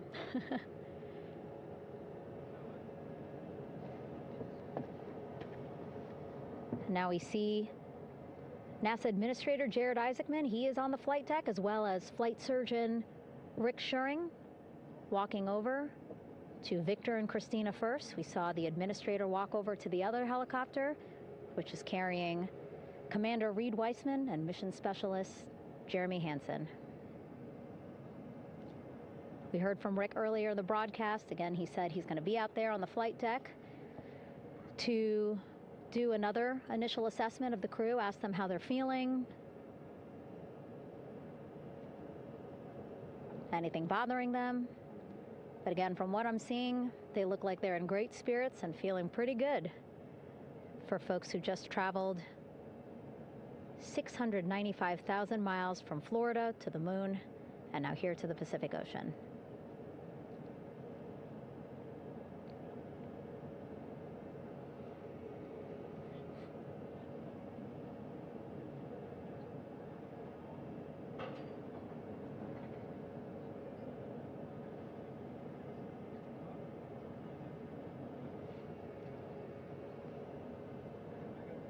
We're now seeing NASA Administrator Jared Isaacman walking across the flight deck. He had been talking to Reed and Jeremy, now approaching Victor and Christina. A hug from Victor, a hug from Christina. What a moment that we're getting to experience together.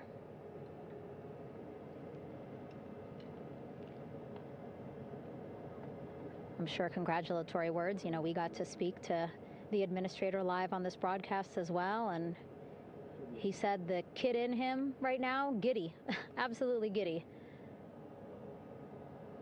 at what we were able to accomplish today. Returning them home safely and in good spirits after a 10-day mission around the moon. And here we go. We're seeing Jeremy walking, waving across the flight deck, now on his way to the medical bay.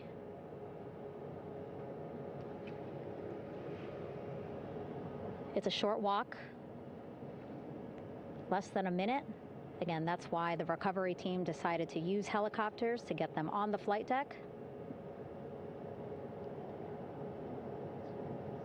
for that short walk to medical bay. And now on the flight deck, we see the chief of the astronaut office, Scott Tingle. Rick Schuring switching places. He's going over to the other helicopter. Big hugs from Victor, Christina to Scott. Again, a gorgeous sunset setting the stage for this recovery tonight.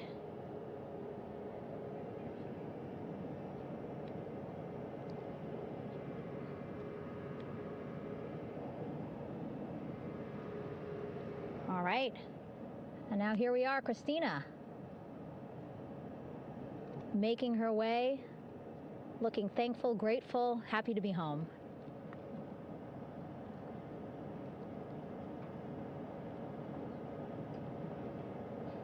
You can see she's looking up again, lots of people, just a few levels up off the flight deck, welcoming her home.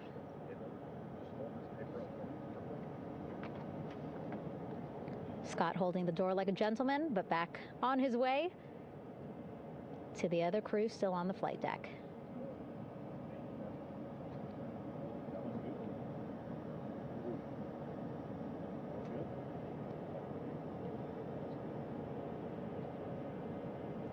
So still on the flight deck, Victor Glover and Reed Weissman. It looks like Victor will be the next one headed to medical bay. More hugs, more hugs. He's a hugger.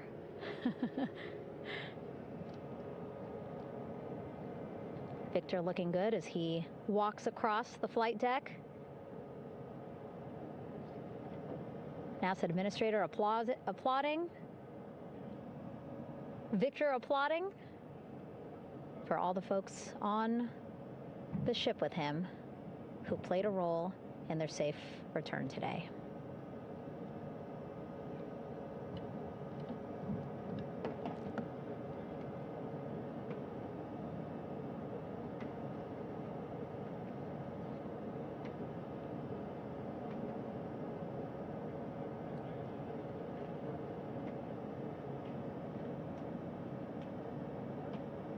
And finally, just one Artemis II crew member left on the flight deck, Commander Reed Weissman.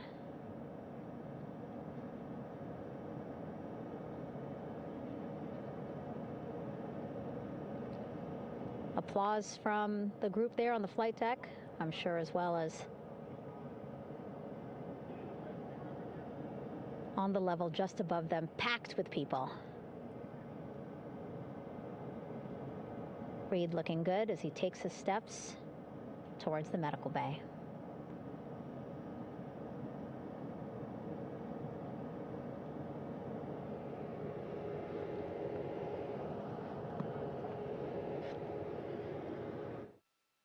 See our 4 Artemis II crew members back on the ship.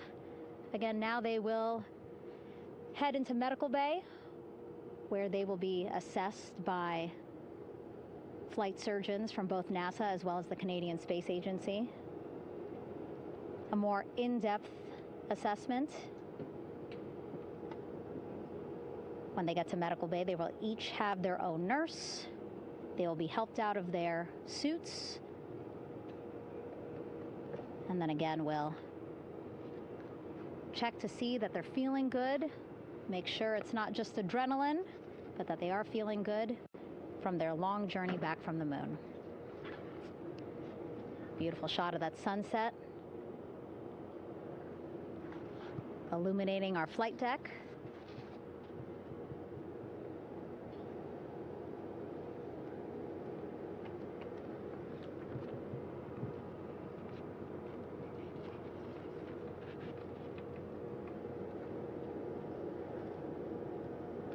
All right, and now with our astronauts safely on board, I want to welcome on Artemis Recovery Director Lily Villarreal. Lily, I don't know how you must be feeling right now. Ecstatic, relieved? I'm so ecstatic, relieved. Of course, we still have to bring the capsule into the well deck of the ship, but this is a major milestone to have the crew here on the ship and in med bay. You know, our team has been preparing and working really hard, and I'm just so proud of them all.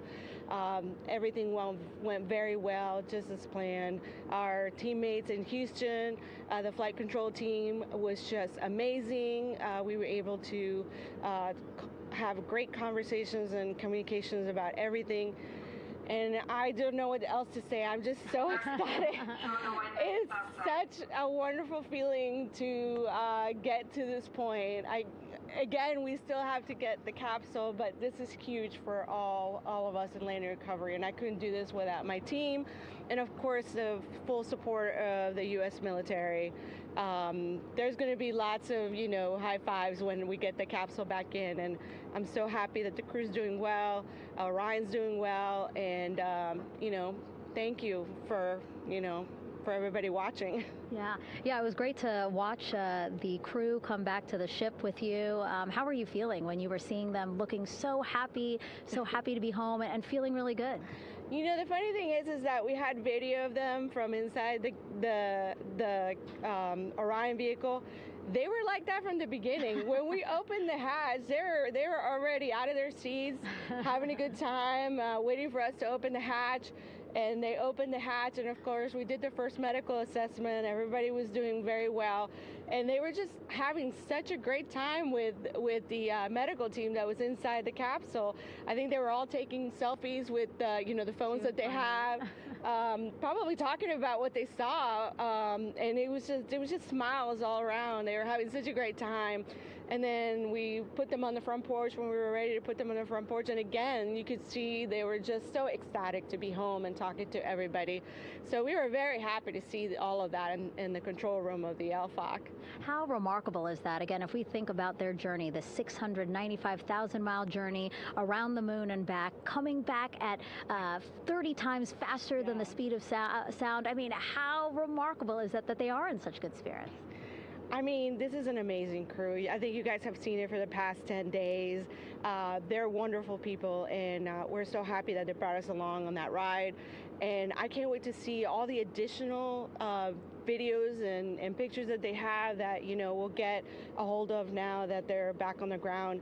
And I can't wait to hear how, a little more than what we saw on the press briefings from the crew about what they saw. It's just fantastic. Some of my favorite people during this 10 days was the science team and how excited they were. And so this is exactly how we feel in the landing recovery team when the science team went, oh my goodness, when they heard all the discussions about the moon. This is exactly how we feel now in the landing recovery team. We're so ecstatic. Yeah. Again, we have to recover the capsule. I want to make sure we don't forget about our Orion. Lily's all about business. She's thinking about what's next. But yeah, speaking of these 10 days, I mean, we have been along for the journey with them, live with them 24/7 for 10 days, and just really seeing the engagement that we've gotten from around the world. What do you hope people take away from this mission? I think that's fantastic. So, my story was that I went to the Kennedy Space Center. I was born in Colombia. I was 10 years old when we moved to the United States, but when I was 7, my family took me to the visitor center, and that's when I learned about Apollo. And we went to the moon, and I learned about astronauts, and that story was what really fueled me to want to do STEM and want to be an astronaut.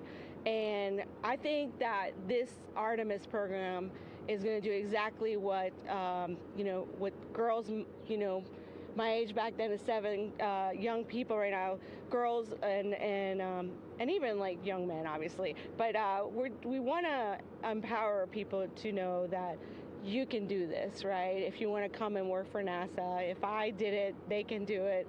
And Artemis program is just going to inspire everybody. And I'm so happy about that. Yeah. Like Apollo inspired me. Thank you so much, Lily. Really appreciate you being here. As you said, still a lot of work to do. 5 to 6 more hours to recover Orion that's still out in the water. So I'll let you get back to it. But you had beautiful words to say again. We hope that this inspires people. We hope that you come and join us at NASA and accomplish great things with us in the future. Back to you, Rob. Thank you, Megan, and safe sailing out there in the Pacific. Here in Mission Control, it is now all quiet. The team of flight controllers and all their support personnel have left the room to enjoy the aftermath of a textbook touchdown by Integrity that splashed down in the Pacific right on target to complete this historic flyby of the moon, the Artemis II mission. With that, we'll wrap up our coverage for the night and point you to a post-splashdown news conference in 15 minutes at 9:35 p.m. Central Time, 10:35 p.m. Eastern Time, where managers will discuss the return of the Integrity spacecraft and the completion of the Artemis II mission. With that, we'll wrap up our coverage for this evening and historic mission in the history books. This is Mission Control Houston.